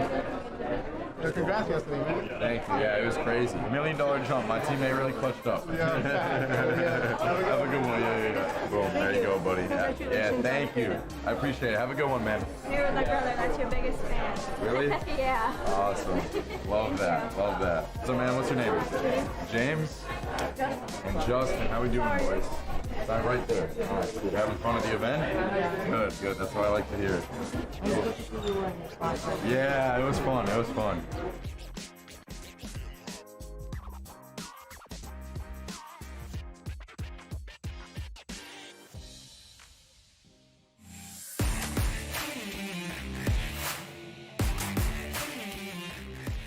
What's up, guys? It's Clicks. And it's Skeptic. And we qualified for NA East.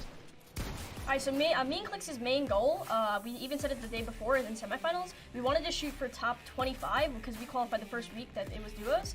So we wanted to shoot for top 25 and we just blew out our expectations of how we played that day.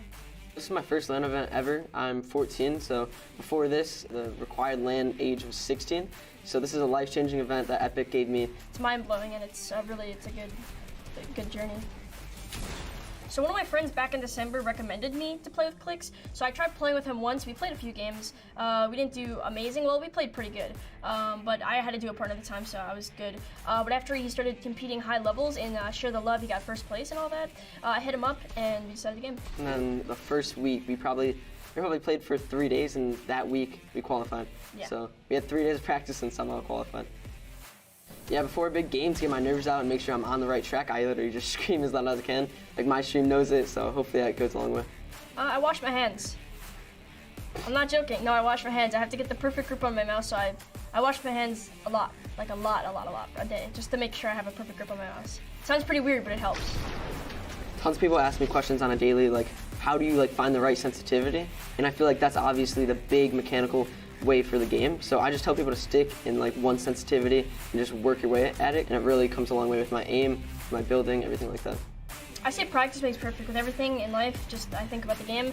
The more you practice, the more you playing creative, the more you'll get mechanical, game-wise, and all that up. So I think practice makes perfect.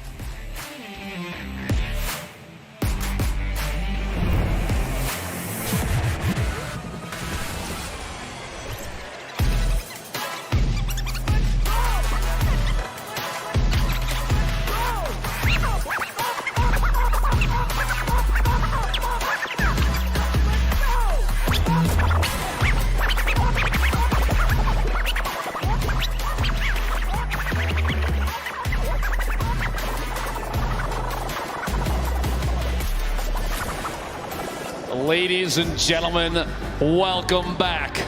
The World Cup Finals Duos competition. My name is Dr. Lupo, and I missed you dearly.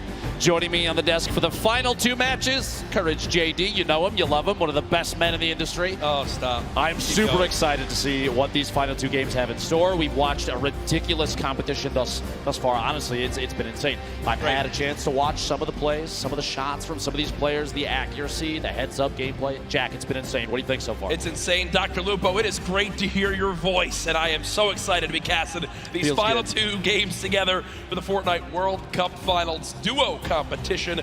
We are 2 games away from crowning our first ever Fortnite World Champions, who will win a combined $3 million US. That is a lot of money if you don't know how much US dollars is worth, because this is the World Cup, as you know. But Ben, I'm so excited. It's insane. The $3 million for first place. It's not the only position on the leaderboard that takes home 7 figures. And to look at that leaderboard, we're going to throw it over to Sundown just to see where everybody stands thus far. Thank you so much, Lupo and Courage. And what we have here is the current top 10 on the board. Now, we talked about this being the World Cup representation coming out in the top 20 from all of the regions in there. You can see NA currently sitting on top, but EU just behind them with representation from Mitro and Mongrel, Rojo and Wolfies. And then during the break, we got to talk to Hype and Serpent, who have also made a great play. Let's not forget about our most recent victory royale out of Nyrox and Aqua, climbing them into the top 10. Now, what we want to take into account, 2 matches are left. The highest elim totals we've seen out of a pairing is 12. We've seen it twice. What we have seen on the Victory Royale end, we've seen a 9 elimination, but more commonly, it's right around 5 or 6. So what does that mean? We can expect about 2 of the winners to come out with 15 to 16 points. If you look at that top 10 right now, the spread is 17 points. With 2 games remaining, everyone who is on this board has the ability to challenge for the top spot to be the first ever Duos World Champion at the Fortnite World Cup. No one is out of it. The Chinese pair is just off the page as well. Anybody can make a play. 2 matches are left. Let's head back inside, back into the action. Lupo and Courage, take it away. Sundan, thank you so much for your analysis of the board thus far. And you're right. Looking at the board, the limited spread between first and 10th, 17 points is incredibly close, but that's not even the beginning of it. You have to realize that across all 50 duos, just 2 games, these last 2 could push any duo all the way up into the top. That top 10 taking a crazy amount of prizing home, Jack. Yep. It is a life-changing amount of money, to say the least. As you know, people watching from around the world, millions and millions tuning in today. Use the hashtag Fortnite World Cup. I want to hear from you right now. Tweet Dr. Lupo, myself, Fortnite. Which region will come out on top? Will NA remain up top? Will EU surge back? You heard some of the Asia, Oceanic, Brazil region still trying to push on through. I think NA is going to do it. I really do. It's anybody's game, to be quite honest, but it's interesting to see trends from the qualifiers of previous weeks. You know, the 10 that we had leading up to this moment. Some of the names that were stars then, stars yet again here, and that consistency is going to shine through in a big way as we go into late games. We've had some of the highest player count final circles that we've ever seen. We've had a lot of aggressive gameplay from people at clutch moments. And that's not the end, Jack. We've got 2 games left, and Game 5 is ready to go, Jack. Ladies and gentlemen, this crowd has been incredible live here at the Arthrash Tennis Arena in New York City. Which region will reign supreme? 5, 4, 3, 2, 1. The battle bus has launched. Game 5 is underway.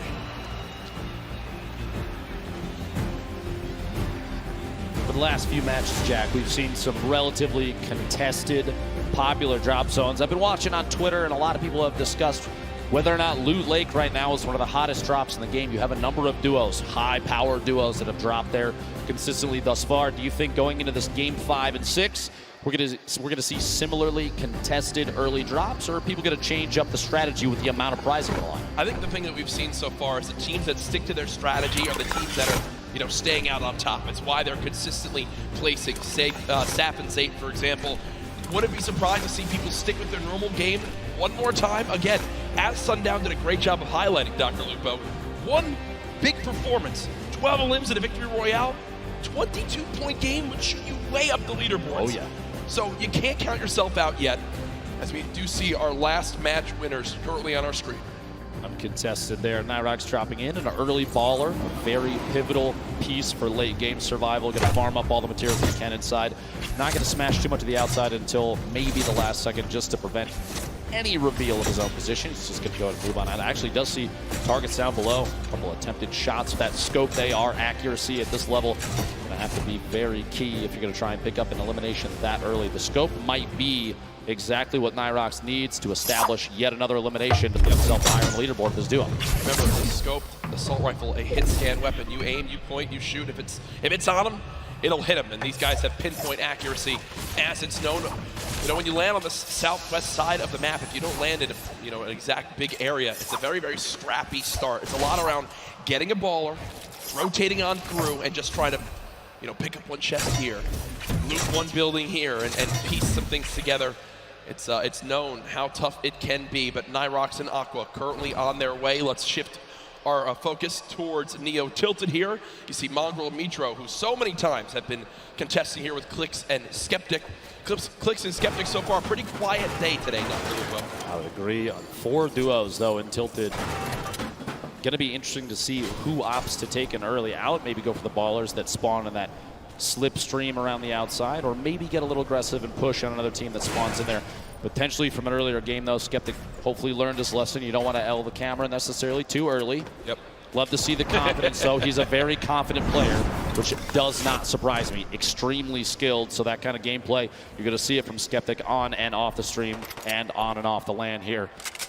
Arthur Ashe Stadium, one of the coolest arenas I think we've ever done this in. Oh, incredible. It's, you walk on through, you see all the tennis greats, and I hope they put up a poster of the winner of the Fortnite World Cup there. It's Serena Williams, Sap and Zayt. Honestly, it would be incredible. It would be. I think that sounds good to me. I think that people wouldn't be confused at all.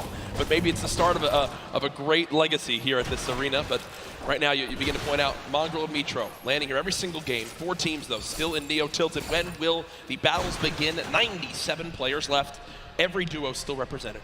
Crazy powerful loadout. You saw he has 4 shadow bombs this early in the game. Yeah. Those are incredibly powerful going into late game, especially when you're attempting to avoid confrontation as much as possible until just the right moment. You can shadow bomb out of almost anything. Granted, the people that may see you rotate don't have pinpoint accuracy, right, which honestly is typically the case in a lobby like this.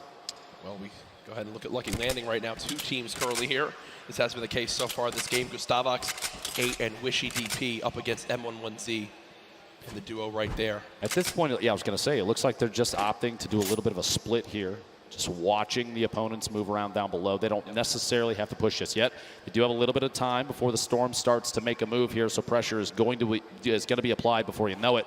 But a loadout like this, there's no shotgun in the inventory. They have the shockwaves to rotate if they need to, but those are oftentimes saved for late game if you can do it. It's an easy way to push through opponents' builds that are above you, as we've seen in previous matches countless times.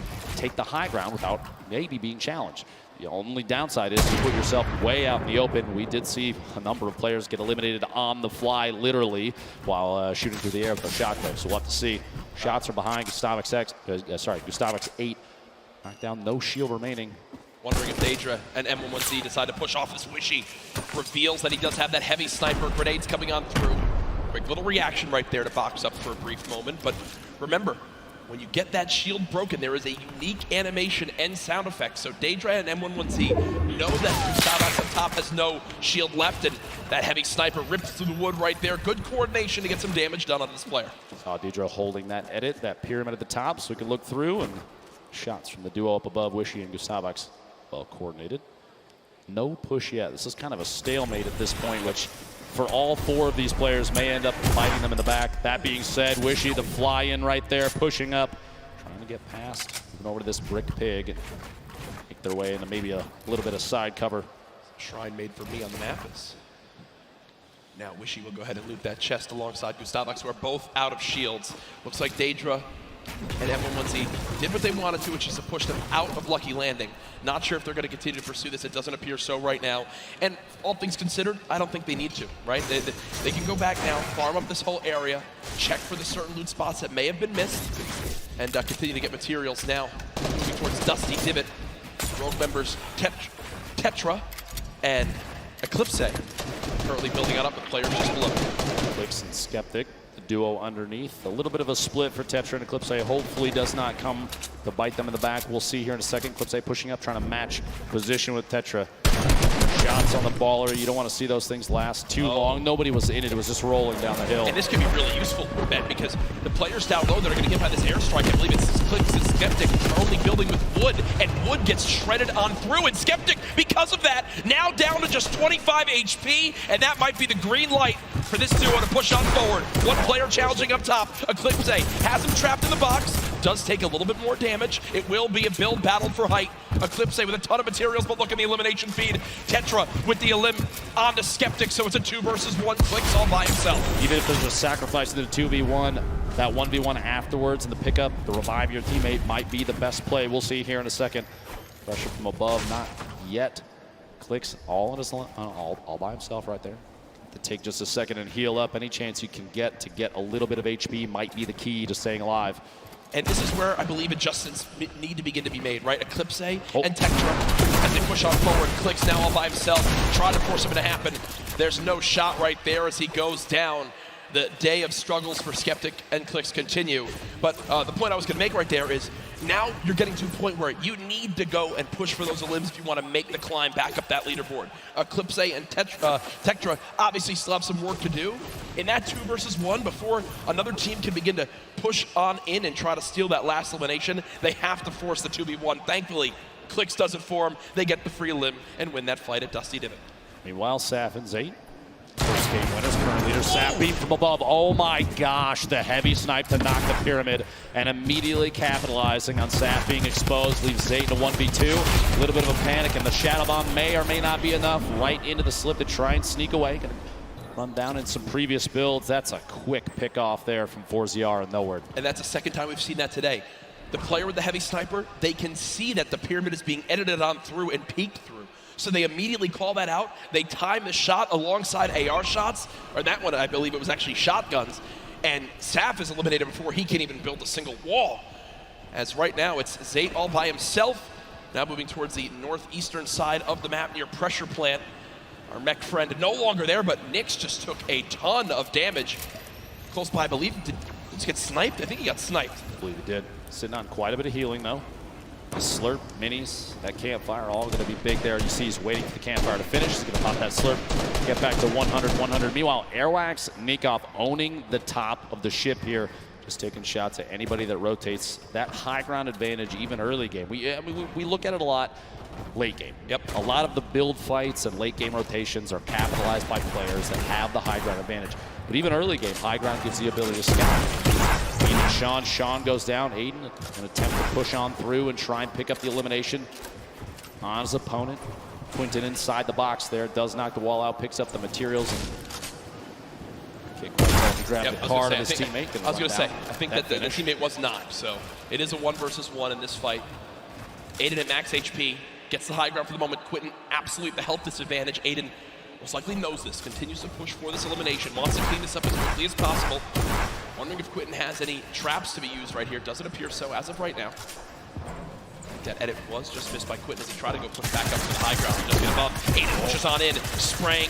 Unfortunately not able to connect. Takes 44 damage right there. Quinton, a masterful fight so far. Aiden's health advantage now gone as they're about 15 HP between each other. But Aiden has the chug splashes, and Dr. Lupo, they show off just how good they are right there. Quinton stuck all the way up top, popping that med kit, trying to get back to 100 HP. Aiden and Quinton in a little standoff here, a back and forth of epic proportions. Quinton, there's the storm. A little bit of pressure. You got up above. Quinton trying to watch that, holding that pyramid edit with a peek. Trying to catch himself up inside the pyramid by resetting. Can't quite do it. Does fight for high ground. Aiden on controller. Don't forget that. One of the best controller players we've ever seen. 101 HP remaining these inside the box fights, the combat for who can own a wall, the back and forth is insane. And the top down view, Aiden can't quite get that pyramid edit and gets caught in his own door. Did he miss? Yeah, I was gonna say, I think he missed the edit out, did wind up building a door, and Quentin makes it back in time to grab the reboot card. So Aiden and Sean go down quite early in game number 5. 74 players remaining. Storm Surge still currently in play. Zayt and Sap far above it at 385 damage above. Shouldn't really have to worry about that too much. As Zayt is in another skirmish right here. Dr. Lupo not deciding to use the chug splashes to get that health up. An interesting note here, you see Zayt taking single swings the wall that he doesn't own. He's attempting to bait the player from stopping a heal. He wants him to disengage from that so he can basically force a fight. He doesn't want them to get any of that HP back. You got the floor. Shield. And he already had that wall! Oh my gosh, and Tux goes down. What an angle shot from Zayt there. And that right there is Zayt baiting his opponent into making that exact move. What you just saw was why Zayt has remained one of the best players in competitive Fortnite from the very early days. He replaced the first wall before that fight even began. Then he moved towards his opponent, shot out the floor to push him towards the wall he already replaced. And once he did that, once the player ran and thought he was safe, he quickly hops on up, edits his own wall that he placed earlier, and gets the free elimination. It's one of those plays that separates Zayt from the millions of other players that play Fortnite. There's a reason they won that first game, Jack. It's going to show through and through throughout all these matches. Ziff is called on your screen here. Game 5. 2 matches remaining. It's a very easternmost zone, Dr. Lupo, so you're looking towards it right now. Lonely Lodge will still narrowly be in play. Outside of that, just the drone ship from up above. The right side of your screen, don't get the format for these. Oh, Quinn goes down. I think he got caught with his build still in his hand. He wasn't expecting it. See the blueprint out. You hate to see that. The victory royale worth 10 points. Top 5 is 7. Top 10 is 5. Top 15 gets you 3. And every elimination, that single point, and every elimination so valuable in 6 matches. We're not looking at the same 10 that we saw in the qualifying weeks. You have only the 6, but it's a guaranteed 6. You have to take advantage of every elim you can, because looking at the leaderboard like Sundown did earlier, 17 points at that time spread 1st to 10th place. Yep. Here the fights continue. Tyler 15 and Lanane in an awkward position right now as Tyler 15 has gone down, and there's pressure from both sides. And you've got to think these players know exactly where they are, and that's what they're going to do. Already 4 eliminations between ForZR as well as Noward, and they're trying to get this wall replaced. They've got one. Did he get the pyramid as well? I can't tell as of right now. Interesting note about Tyler 15 and Lanane. They had planned to run just the first qualifier, week 2 together. And if they did not qualify for the World Cup, they agreed that they were going to try and hook up with their normal duos. Yep. And lo and behold, they qualified for the World Cup. So here they are. They have not spent a whole lot of time together. And it's amazing to say that, because the cohesion between those two, oftentimes when we watch them, they're on top of each other's game the entire time. Yep. And that's why they've made it this far. 65 players left. The next storm surge could be happening soon. You see the shockwave grenades used as Crims right now eats a rocket to the face, down to just 79 HP. Thankfully, if you're a Crims fan, he does have 5 minis to pop, 2 big shields. I'm sure Spades. Oh no, Spades is full health, so I was gonna say, I'm sure Spades, if he needs some shields, they are good to go.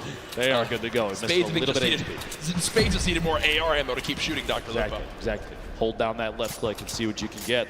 Especially in situations like this. We even saw that kind of thing happen in the Pro-Am. I think Tim the Tatman faced attacks from multiple sides while in the box. It happens. A number of players know how that feels, and so the ammunition does get chewed through quite quickly. Absolutely is. You see where all these players are stacked up. Rote DW and Blue T taking over that main lodge right now. Sid's Lucky. Don't see the duo anywhere, so Sid's Lucky might be all by himself at the moment. 62 players left.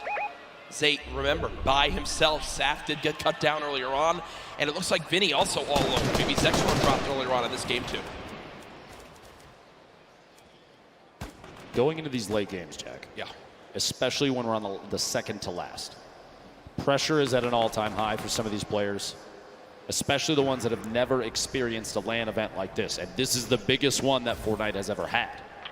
Do you think they're going to be able to capitalize on that, take advantage of their own nerves, and use that to climb the leaderboard? I mean, or is it going to get the best of them? I'm just really, I can't even speak from experience on this. I mean, yeah, sure, I played at a few pro-ams and sure outplaced you, Tim, Ninja, well, basically everyone yesterday as I got top 8, and that was an incredible performance that I'm truly proud of. Jack, you outplaced us in both winnings and wake. But as we take a look at this again, I actually forget what I was going for with this because I was complimenting myself so much, but Nate Hill and Funk Bomb, 2 players who had a very quiet day so far, up 4 points up to this game. They've matched that in this one alone, so they're at 8 overall, and well, that's that moment we're talking about. With the shield broken, the entire lobby has decided you are the player we're gonna shoot at, and Nate Hill is burning through materials. This is looking like it's gonna end right here for this FaZe Clan duo. Nate trying to make it through, just a frantic flint knock shot. At that point, it's desperation. 6 total builds, no healing, only 34 HP. Imagine if Nate had caught Wade. Did tag him, and no. Gospel side is caught between multiple teams, players rotating into the zone, players that were originally taking shots. A tough break there in Game 5 for Nate Hill and Funk Bomb. Keenstar and Hunter do wind up finishing off that elimination with the help of Serpent and crew. 57 players left now. This zone, Ben, is in the middle of basically a forest, but most trees are now gone. I'm looking at the minimap right now. This is a pretty central zone where everything's remaining, so players on the outside will need to move in from all areas. The zone pushing forward. Here are Mitro and Mongol. A quiet game so far. 0 eliminations up to this point. The question remains, will EU climb up into the top 3? They're just on the outside right now. I know this is NA home turf, but I know the hundreds of thousands of European members of the Fortnite community are out there rooting for duos like Mongol and Mitro to pop on up. And unfortunately, when I mentioned EU duos, I just saw Benji Fishy and Mr. Savage go down to the duo of Arkram and Falconer as they continue to perform well, a team also in the top 6. Not out of this just yet. 1 game still remaining. This circle, a east-southeast push. This is the 50-50 where you're going to see a number of players sit inside the next safe zone and take advantage of that ability to watch people rotate in. That's where a lot of the eliminations mid-game happen, is people trying to get into the next position, and players like Mongrel, Mitro, they are in spots to take advantage of that. That being said, Ronaldo does take out Mitro in the feed, picks up that elimination for the duo. 28 duos remaining. We're not even close to placement points yet. That happens at 15, Jack. Yeah, and Mongrel knows this. When you look at his inventory right now, no combat shotgun, still this epic tactical shotgun, quite good. The big question for me, 2 shadow bombs, all the movement, how exactly does he play this? Mongrel looking for an elimination, shot comes on in, does get a small little shield tag, but not too much to begin to push that. Good job at least getting up this layer of height. Remember, it's so tough in elevation here when there's so many builds. Bottom right of your screen, another solo still remaining. It's Zayd, who still has, I believe, 3 shadow bombs left, Dr. Lupo, to make plays in the late game. 2 of the biggest players we've watched thus far. A lot of people just waiting to see how things are going to play out. Mongrel holding this edit. He's waiting for that opportunity to pop up with that purple tag. See if he can do enough damage to pick up an elimination or at least a knock, especially as we get into the circles where movement of the entire zone is going to happen. A knock will translate into a full elimination. That siphon will kick in for the HP or shield. Those last second elims before things start to move, those are huge. They give you that little boost you might need to engage another fight on the move. Falconer, Arkram sitting in a great spot right now, kind of smack dab in the middle of the current safe zone. Yeah. We have 21 seconds before this circle starts to move. I mean, I feel like this duo hasn't been spoken about a ton so far today. They're currently top 5, Dr. Lupo, in another place where... Incredible players. Yeah, they can absolutely make some noise right here in this one if they can finish strong. Remember, other teams in the top 5, though, still have representation. With Zayd still in this one. Falconer and Arkram. Arkram quite weak at the moment, though, about 120 HP in total. 27 duos left. If you're keeping in mind the format of this game, it's top 15, and they're going to go ahead and shockwave across. They both use one shockwave together, and now the push begins. Falconer slowly inching towards this zone. He's being pressured by some stinks at the moment. Only 7 total builds left. He's got to follow up his teammate, and that's a great recovery by this duo. He's made it back to Arkram, but look at the high ground, folks. The battle begins now. Aqua and Nyrox are winners from last game, already back on height, and high ground has been the key to victory so far today. Just underneath Airwax, the back-to-back Pro-Am winner, and his duo Nikov below. Previous game winner sitting all the way up on top. Cease and Elevate rotating across the very front of the circle. You see players flying across the current safe zone. The shockwave grenades so key movement late game right now in the current meta. Players on bottom fighting it out. Only a few ballers left in play right now, and they're most likely, if not already, going to be eliminated very quickly.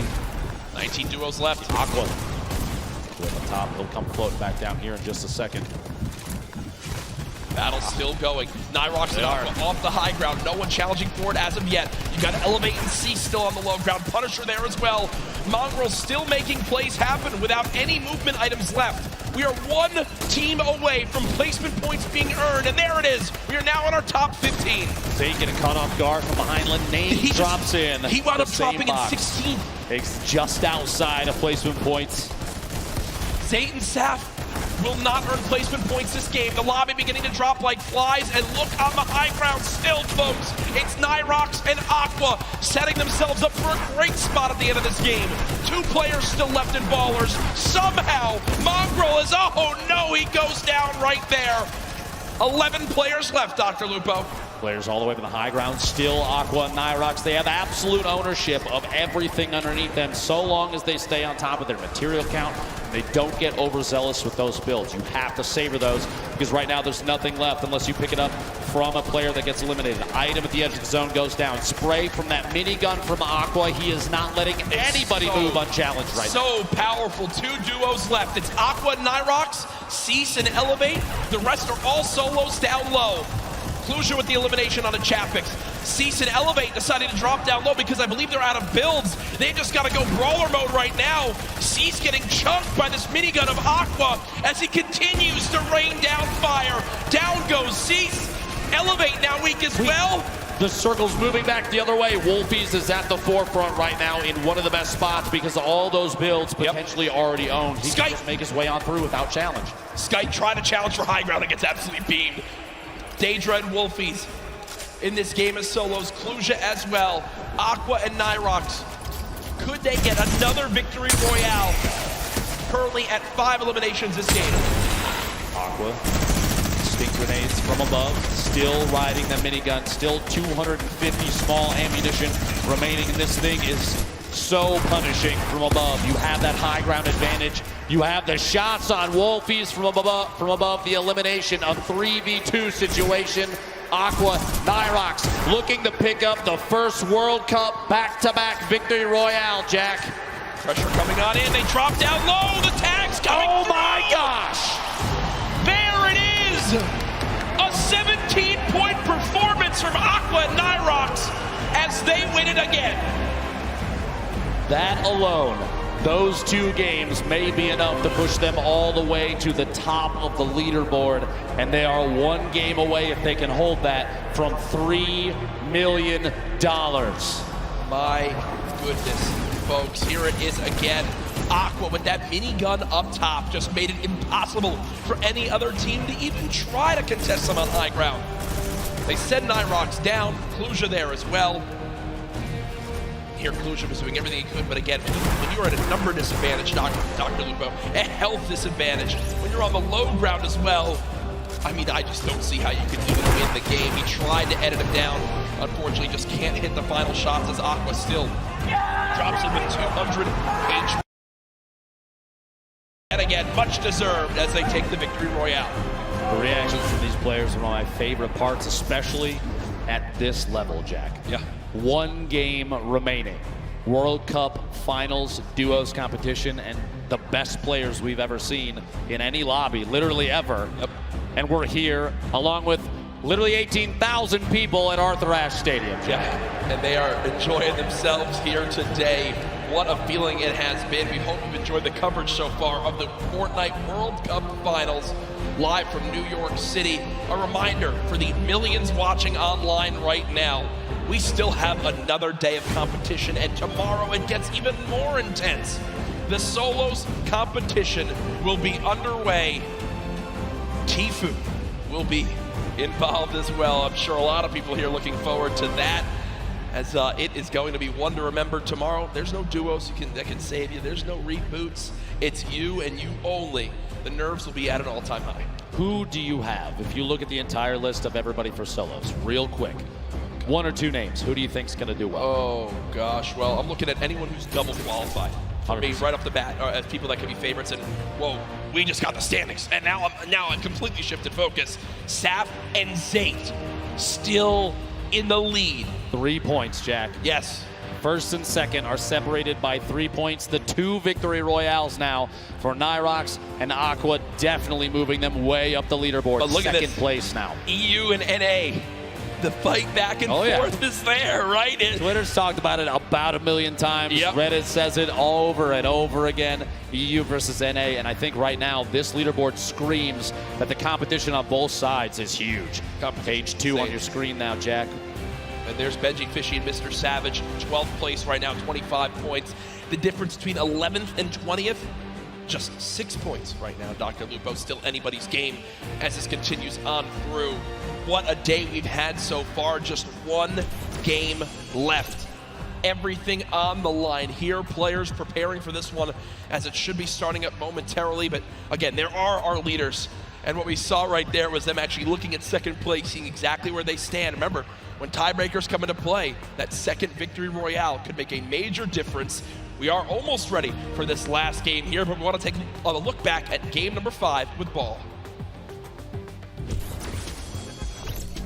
Thank you so much, Courage. The action is crazy and this leaderboard is so tight at the top. We're going to take a look at some of the moments from Zayt and Saf's game because Saf actually went down early. So let's go ahead and roll it because this is Zayt being 300 IQ. Using the sound of the slipstream. This is something he does so well. Crouching up. These players have no idea he's coming in. Finishes off the first one right away. That's FREUNDE. Tux tries to make the play, but not before he finishes the elimination. And then Zayt ends up going down, tries to get the wall replaced for a bit, but continues on forward, gets back up with the slipstream, eventually comes back up to take out the last remaining player here. This was a 1v2 clutch. And if you think about the standings right now, they were at 40 points before this game began. They got 3 points in this one here by himself. That's what kept him in the lead here today, right now.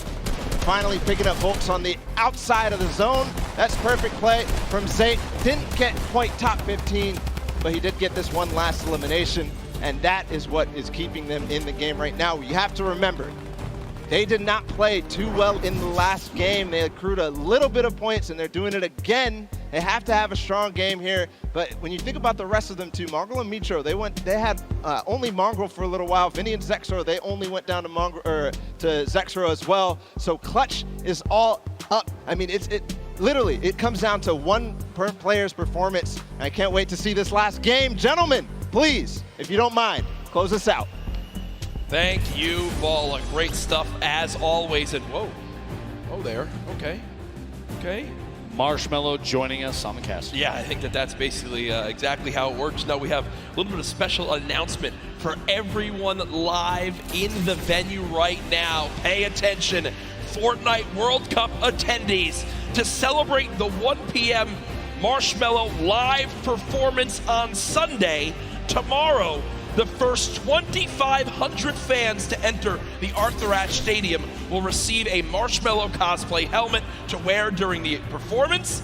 The first 400 fans to enter the stadium will also receive the Marshmallow supply drop codes. These special codes contain the Marshmallow outfit, the Mellow Rider glider, the all-new Mellow Mallets pickaxe, and 1,000 V-Bucks.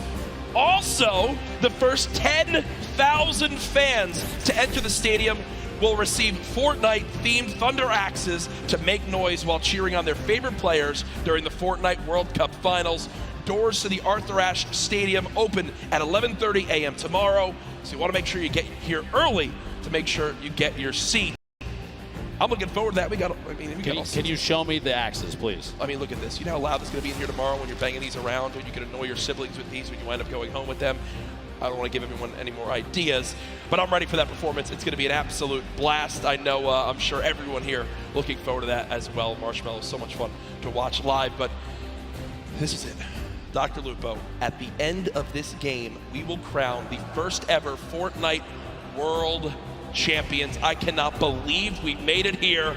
Ladies and gentlemen, make some noise. $15 million on the line here. 3, 2, 1. Jack, 10 weeks of practice, the qualifiers, constant hours of scrimmaging against each other. These players know each other's strategies. They know where they're going to drop. They know when they will and won't pressure. This is going to be intense. Everything comes down to this last match, and as we've seen from previous games, 20-plus points is easily attainable in a single match, which means tons of players still in contention for first place. Yeah. Anyone can still make some moves here. The back-to-back winners, Nyrox, Aqua, on your screen right now. Saw him making a drop down to the southwest corner of the map. If it works, I think you stick to it. Right? I mean, it's working for these guys right now. Who will win which region will take home the Fortnite World Champion title? And already the first player dropped. Eclipse goes. Tetra goes. That will end their duos competition just like that. Before Aqua and Nyrox have even landed. That's tough, Dr. Lupo. Feels bad. Feels bad, man. Tried their hardest on to the next one. You know, Aqua, quick little note there, dealt 1,152 damage in the last match, over 3 times higher than the match average of 335. I think that goes to show just how involved Aqua and Nyrox love to get when combat situations arise, an opportunity to third party, take shots at players on rotation. Yep. Those damage numbers add up in a big way, and most of the time to eliminations. Jack, every elim's a point. Placement is huge as well. We have Zin and Nyx. Duo for Brazil looking to make shots here. Players over at Snobby do pick up that first elimination. Twiz goes down. His duo nowhere to be seen just yet, but that elim is big for them, an early point, very key. Format on the right side of your screen. If you forgot, look it up top. That little evil base, the bolt action sniper rifle, temporarily vaulted, brought back a headshot as a knockdown, 105 to the body. Big damage there. So here we go. Players now still fighting. It's Keatstar and Hunter. Shockwave grenades picked up. 20 total builds possible right now. 200 HP, so they have all the shields they could ever want. Wondering if they've done any damage yet to their opponents. Looks like they'll just go ahead and be happy with backing on them for now. Don't want their final game to end super, super early. We can see in the minimap down there. I'm curious if they know other players are over there at Mega Ball. Meanwhile, Aiden and Sean, Paradise bombs. Aiden goes down. It's all up to Sean to try and make the clutch save. It is potable. SSK, Jam side, also dropping down here every single time, but it is not enough. Jam side comes out on top, able to temporarily save his duo. And there goes Aiden and Sean. They now exit the World Cup duos as well. More pressure though. Jay and Little also dropping here at Paradise. These highly contested, very important POIs are big. Oh my gosh, the aggression. Shockwaves in, stink grenades deployed, and there it goes. The elimination comes on through as they got the scent of blood and like sharks in the water chase down their opponent. You can't really blame them either in situations like this, though, especially at the World Cup. If you get a knockdown, if you're in a 2v1, you're even willing to sacrifice your teammate potentially in a situation like that to try and get another. Already, people are dropping much quicker this game. Oh, 100%. Already down to 7 duos eliminated from this one. 84 players left in total. And you might think, you know, that's not a lot in Fortnite, but no, trust me, right now in a lobby like this, they're going quick. And I will say this duo of Daedra and M11Z, if they can make it to late game with the assault rifles they have a legendary assault rifle, Dr. Lupo, and an epic infantry rifle. Both of those can shred. And as we know, editing out windows, finding opponents who are rotating, maybe hitting a slipstream or in shadow form, some well-timed AR shots can mean quick damage and eliminations. We're gonna have to see going into the late game if this aggressive gameplay continues. 30 seconds until the circle moves. Meanwhile, over at Neo Tilted, we've seen this 2v2 so many times. Clicks and Skeptic versus Mongrel and Mitro. The high ground taken all the way up top. Pressure from above. Clicks looking to see if he can hit a shot through his quick edit. 103 from Mongrel from underneath. Gonna edit out and try and take the high ground. At this point, no shield on clicks inside the box. Trying to get the edit, can't quite get it just yet. Here we go, opting to maybe fake a rotation away, maybe using the shadow to climb all the way up the high ground. Can't quite get it. He's gonna have to jump all the way to the bottom to get back out of the fight. Hits from underneath. He's gonna box up just a little bit and rotate for a better angle at this point. Meanwhile, Mitro in the baller. Bottom of the building, they're paired up together at this point. Mongrel actually, they're shifted buildings away from each other. And Clicks and Skeptic have the ultimate high ground from above on this fight. Beaming that baller, can't quite see if they got the break just yet. But separated, Mongrel and Mitro not going to be as effective as Clicks and Skeptic when it comes to solo, just applying pressure to a single target. And that's so important because if you can get a shield break or even a knock because you've shot the same target, like you've beamed them down, you push your shots through their builds to try and counter it, it's so much easier when you're standing on top of each other. That might be pivotal in deciding who wins the current 2v2. Yeah, and they're going to go ahead and back that up. I will say Skeptic basically saves Clicks right there, who was down to just 28 HP.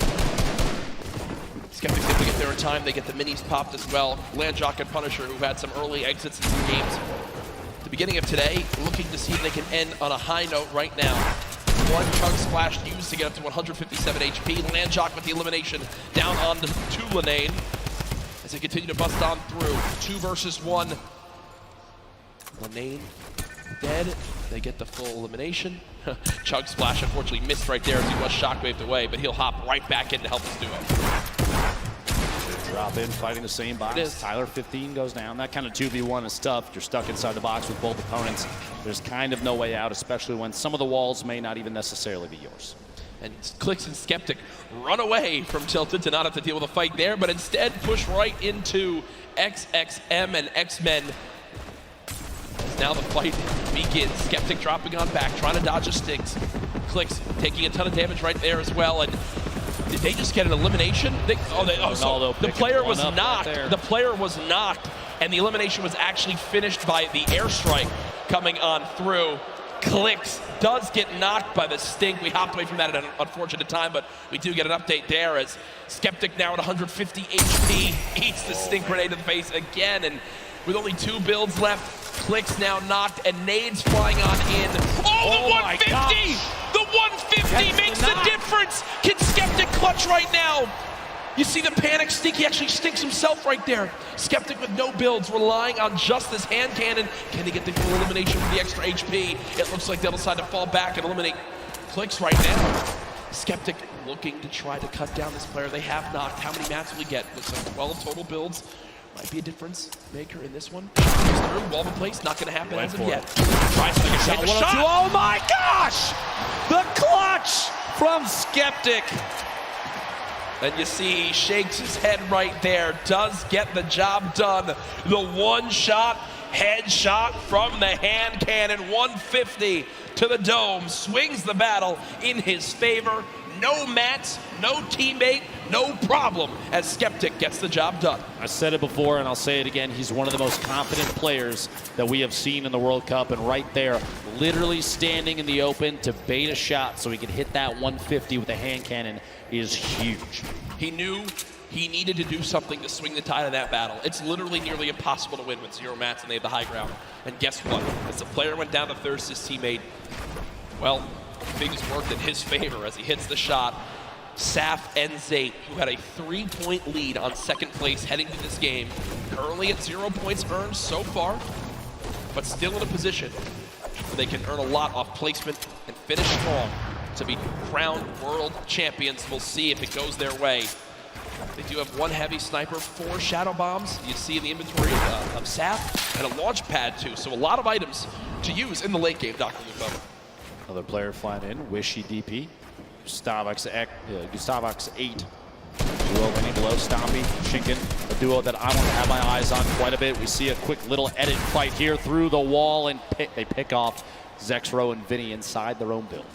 Zexro and Vinny, I believe, were top 3 or top 5 heading into this game, so an unfortunate ending for them. And all things considered, you know, Stompy and Chinkin were a duo with an average placing in the online qualifiers of 1.8 across the 5 weeks. I think it was the highest average of any duo. And we haven't really seen much of them today, so finally seen a little bit from that duo, as many people had very high expectations.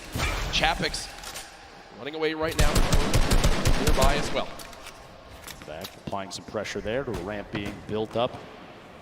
Epic's kind of all by himself between two duos here. Dubs and Mega, the heavy snipe to drop Dubs down. He's going to have to build back just a little bit, reconnect. Make sure your structures are held up by more than just one there, and somebody's got their eye on Dubs still. Going to jump inside a pyramid, hold that edit. Mega sitting up on top of the windmill in a baller. It's kind of waiting at this point. They're just barely, you saw for just a second. Yeah. 67 damage above the threshold. But look, because it's a 70-player threshold and this lobby has dropped quicker, Storm Shield pops up, one player gets eliminated to drop the lobby down to 69, and immediately the Storm threat is over. So Storm Surge pops up for a second, but the Storm Surge shuts down on this second zone when the player count drops below 70. So only one player had to go down. That's exactly what happens. So the players below the damage threshold right there do just escape for the moment, as the threat is gone for right now. 1 minute remaining to the next circle. The final match for the duos competition here at the Fortnite World Cup. Still anybody's game. Like you said, $15 million on the line, and Saf and Zate are really pushing for that first place position. Applying pressure from above, gonna drop down. Just do a little bit of damage, but not the best spot to sit and try and fight that. Saf's gonna back up top and use that final mini, 149 total HP. And I was literally about to say, can still go down to a heavy snipe to the body, and that may be exactly what happened. Luckily, at that range, Zate can still pick Saf up. Less pressure comes in from that duo that just took that shot. They just get updated that Mitro was just eliminated, but remember, folks, this is Zate and Saf on your screen, who are our current leaders today. Saf knocked. It looks like Zate's going to try to go for the revive, and no one's nearby. Talk about a perfect scenario for them to be able to get a revive in. That could have spelled disaster. But up off the ground goes Saf, and they can breathe a sigh of relief as they're both back in play. Looks like the players that took the shot sitting at that modern building at Loot Lake, the north side there, still inside the safe zone. Meanwhile, the spread of all these players starting to tighten up just a little bit. Mongrel, one of the most popular EU players, all on his own right now. Mongrel, Mitro, 10 points behind first, 2 points behind fifth overall going into this match. They are so close to the top of the leaderboard, Jack. Saf and Zate, by the way, first going to this match. Continue to keep watching exactly where the players stack up. Mongrel, all the pressure on him. There's one thing you can see, legendary rocket launcher. The way Mongrel makes the most incredible performance of his entire life is if he can somehow get high ground late game and use the maxed ammo rocket launcher to just fire down shots and gain multiple eliminations. And there's an 86 tag right away with that legendary infantry rifle. Sees the build down at the bottom, looking just to take any shot he can, any damage he can deal. With eliminations, even just one or two, maybe Keys is lucky, and Rush flying in. Right-siders just a second. Meanwhile, Aqua and Nyrox, the back-to-back winners, looking to pick up their third duo victory royale here in a second. Catches an opponent inside the box. The duo looks to follow through, take the wall, the shots through, and the back-to-back healing may happen. Still applying pressure, and there it is. And you see the excitement right there. Every point they get is an opportunity to make this comeback happen and a potential win for the European region. I just saw Chinken go down in the elimination feed, and they've got chunk splashes galore. Still get back up to full health, and still scrappy game right now for Zate and Saf. 0 points on the board, and they are nowhere close to earning placement points at this one. A minute remaining before the next storm. They're gonna have to position themselves to move before too long. Pressure is gonna happen on the rotation. You're gonna see players in positions to take advantage of people moving in from the outside of the storm. When we get to circle 5 to 6, when the half and half happens, that's kind of when everything gets a little crazy, right? Yeah. The elimination feed is full of players getting knocked and finished by the storm, potentially. You have duos going down at that point, but right now, Saf and Zate biding their time. They don't want to burn too many materials this early. 60 possible builds in Saf's inventory, 50 in Zate's. Don't have to move just yet. Reminder for everyone watching at home, this is our final game today. At the end of this, the score will be tallied, and we will crown our first ever Fortnite World Cup champions, our Fortnite World Champions, live from the Arthur Ashe Tennis Stadium here in New York City. Stay involved in the conversation. Use that hashtag Fortnite World Cup before, well, everything goes insane in these next few moments. The fourth zone has popped on up. 56 players left, 34 duos. Who will take the final victory royale? Now, Rojo and Wolfie's all the way up top, on top of the hill here. They do have at least one baller. They have an opportunity to move. Looks like Rojo's going to make that move. Wolfie's just kind of waiting, biding his time, maybe looking to take a shot at somebody. Baiting your teammate, not the worst idea. Rojo's going to move down to this little camp underneath, this kind of shack, and farm up everything that he can. Materials, like we've said before, we'll say it again. You always see late games where it comes down to potentially who does and does not have those remaining. So getting those couple materials can be key. Wolfie's, you heard the snipe shot there. Looks like nobody got connected with it. Still waiting above 107 builds in that inventory. Mega and Dubs down underneath. Literally right next door. Bell, Mongrel, across the street, 4ZR and nowhere. Saf and Zate. So many players bunched up in the same structures right now. This might be the time for players like Mega and Dubs to take shots through. That's why they're editing the windows. They're looking for players rotating or even getting pressured from others that may be around them to shoot in on the same surfaces, see if they can pick up those leaders. Remember, Dubs and Mega currently top 5 in this tournament. Still looking to be able to break on through, to make some noise. The battle for first continues. The top 5 duos still all in play. Storm Surge did just pop up, but it's only for the top 50 players right now. So 2 more players need to drop, and Storm Surge will be over. Just a quick note, I saw in the feed a moment ago, Nyrox, one of the back-to-back duo winners, picked up an elimination on Skeptic in the feed. Dude, this is so close. Tough day for them, but yes, 31 duos. More than half of the lobby needs to go down before we even get to placement points. And Nyrox and Aqua are sitting on 4 total right now, which is huge for them. They're already in the next zone. They're on the high ground. They've got 5 shadow bombs, near max materials, 4 shockwave grenades, already 4 limbs. Ben, they could somehow do this. They actually are in an incredible position to win another game, and there they just eliminated Ronaldo. The 5th elimination for Nyrox and Aqua, and they've already got another player down to just HP too. At this point, imagine 3 victory royales in a row for this duo would be absolutely definitive that this is one of the best, if not the best duo in Fortnite right now.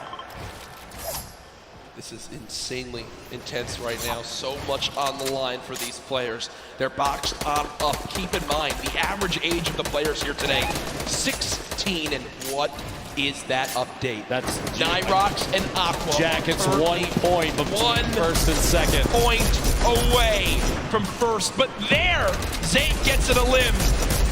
Now 2 points away again. Saf with an limb as well. It was the same player. It was the knock. Okay, there was the knock. Okay, but still, either way, within a couple points of first place, and on the top left, the team in second. On the bottom right, the team in first. Who will become the first ever Fortnite World Champions?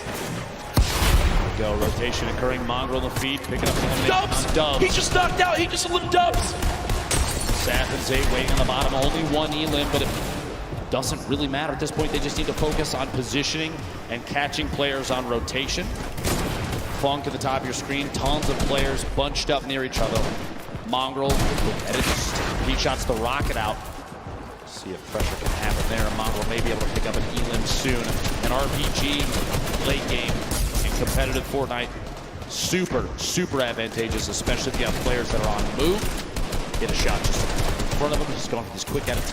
Mongrel's looking for any chance he can get to take shots at players that do not know that he's there. And remember, earlier in today's competition, it was Mitro who winds up living all the way to the end by himself and getting 5 extra elims, which put them into the top 3 after just game number 1.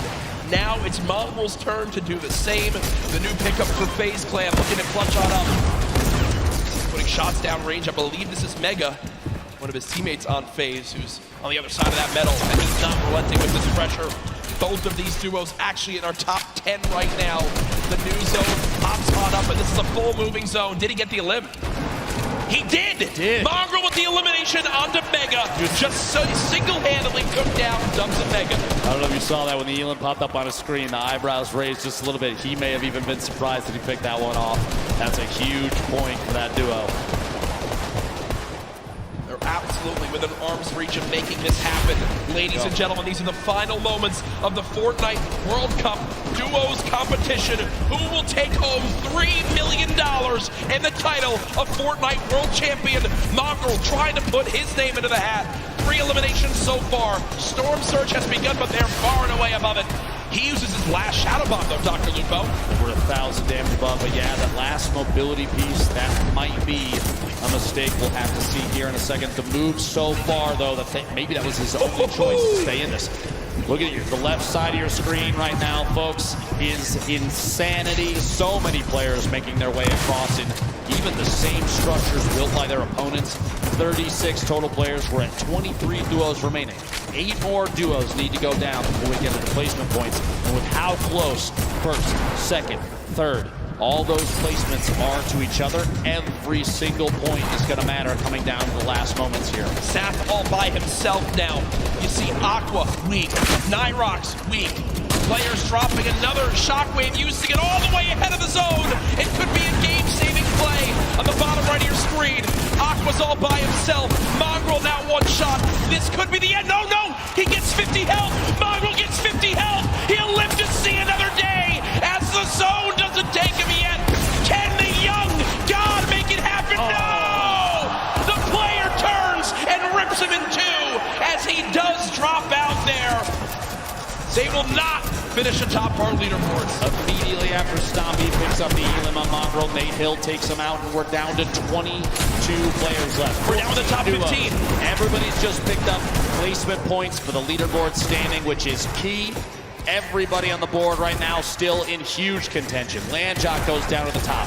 Chapix and Epic Whale have the ultimate high ground on every player that's left in the match. Nate Hill flying just barely outside of the storm. He will contend. He does go down right there. Rojo, multiple players still in Ballers. The Rocket, an attempt to break Rojo's the Baller with the RPG, rotates away from it. Look at the top left of the screen though, Jack. Only 1 duo left. Epic Whale on the high ground all by himself. Cease and Elevate, the last duo alive in this game, can still make something happen. They were in a very similar situation earlier on. Shots still coming on through. Aqua with 1, but he goes down.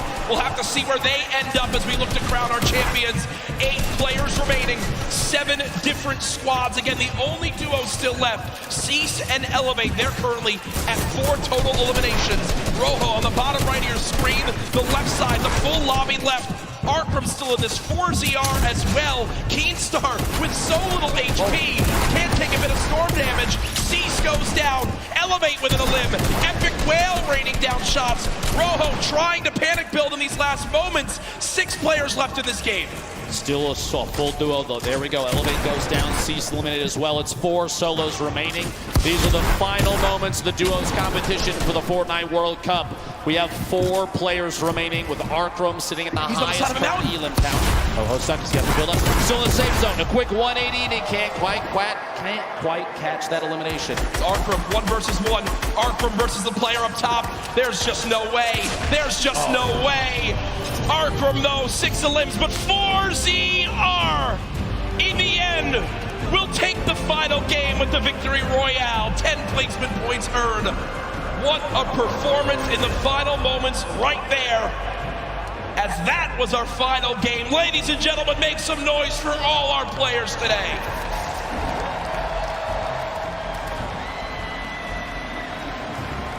Here are the last moments again. I mean, there's just no way, Dr. Lupo. 4ZR, health advantage in the zone. Arkram did what he could. Still a beautiful performance at 16 eliminations. Or 6 eliminations, sorry, and 2nd place in that one. But either way, folks, we'll see exactly how it all plays on out here. There's the replay. My gosh, Dr. Lupo, my heart is racing right now. I can barely put a thought together, I'm not gonna lie. A valiant effort from Arkram right at the end there to try and hold out the campfire down, but not enough materials and the shots from above from 4ZR. Like you said, material advantage, HP advantage, every advantage in the world. It was his game to win. Yeah, and I'm looking around right now, a lot of people on their feet here in this venue for where we will soon find out who will be crowned the first ever Fortnite World Champion, who will have their lives changed forever as they win $3 million combined between the two.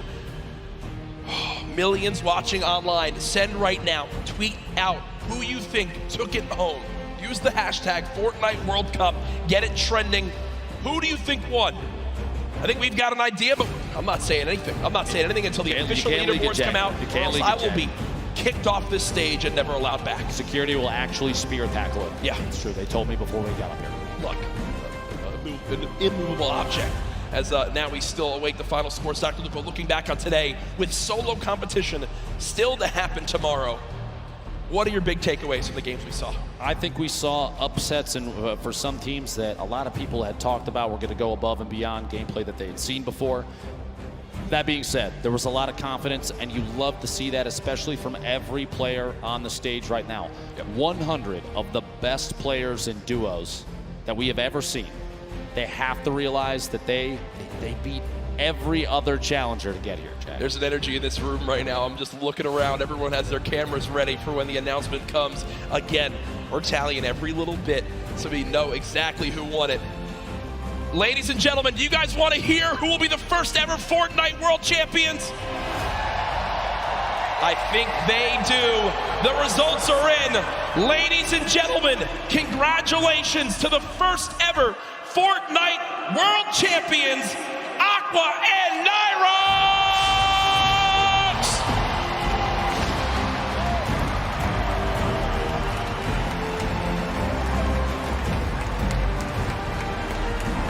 Two victory royales make the difference right there. The win and $3 million, Dr. Lupo. Ladies and gentlemen, again, your new Fortnite World Champions!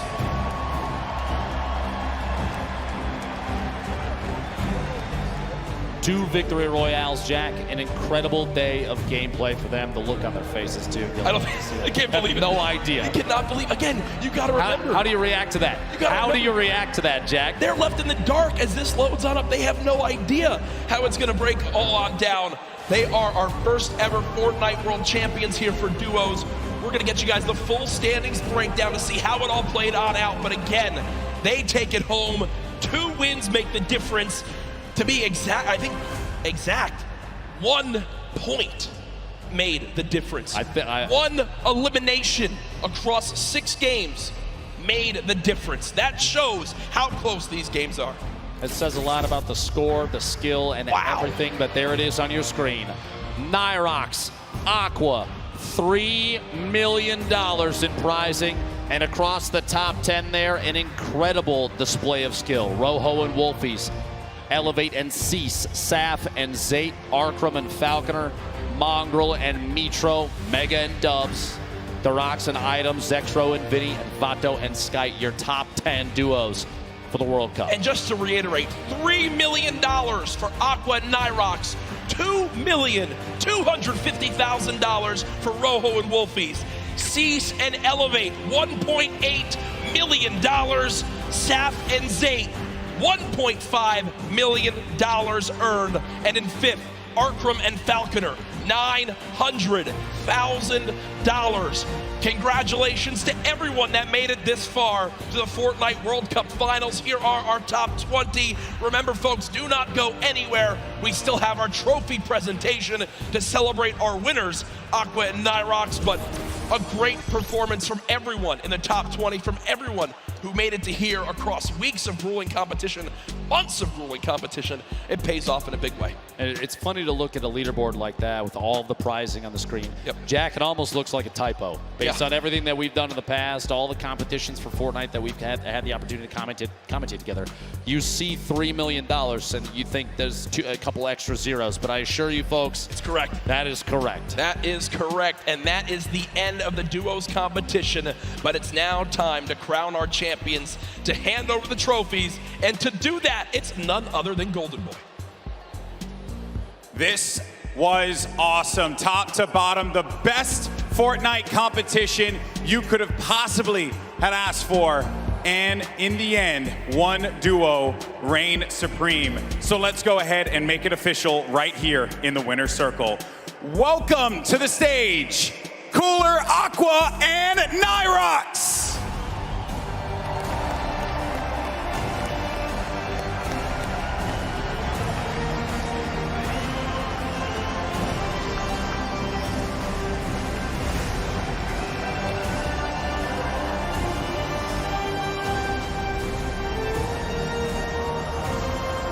Gentlemen, the trophy is yours. Your Fortnite World Champions, Aqua and Nyrox!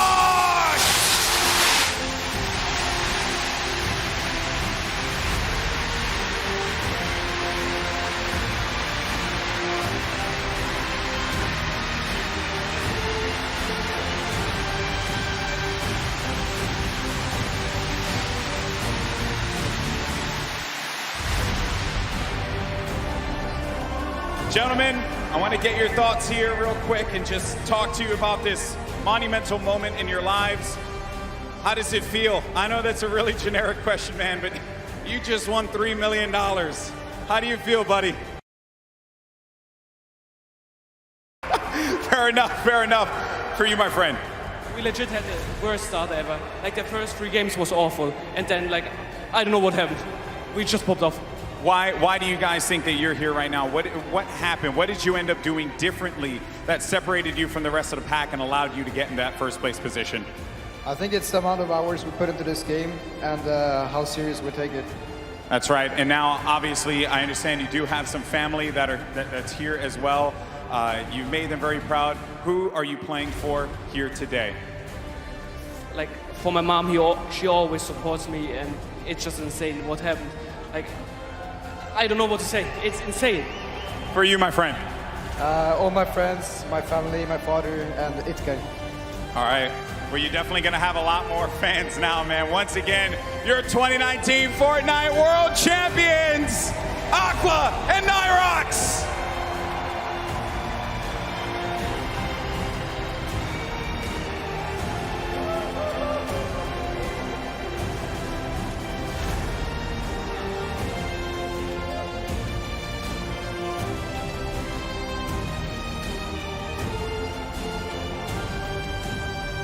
That's going to do it for us here at the Arthur Ashe Stadium. It has been a wild ride, and we have our 2 Fortnite World Champions, Aqua and Nyrox. Congratulations once again. A lot of special things are lined up for tomorrow, so make sure you join us. It's going to be the solos competition. We crown one more world champion and a special teaser image for the next season of Fortnite. You're not going to want to miss it. Ladies and gentlemen, this is the World Cup Finals of our Fortnite. We'll see you tomorrow. Have a great evening.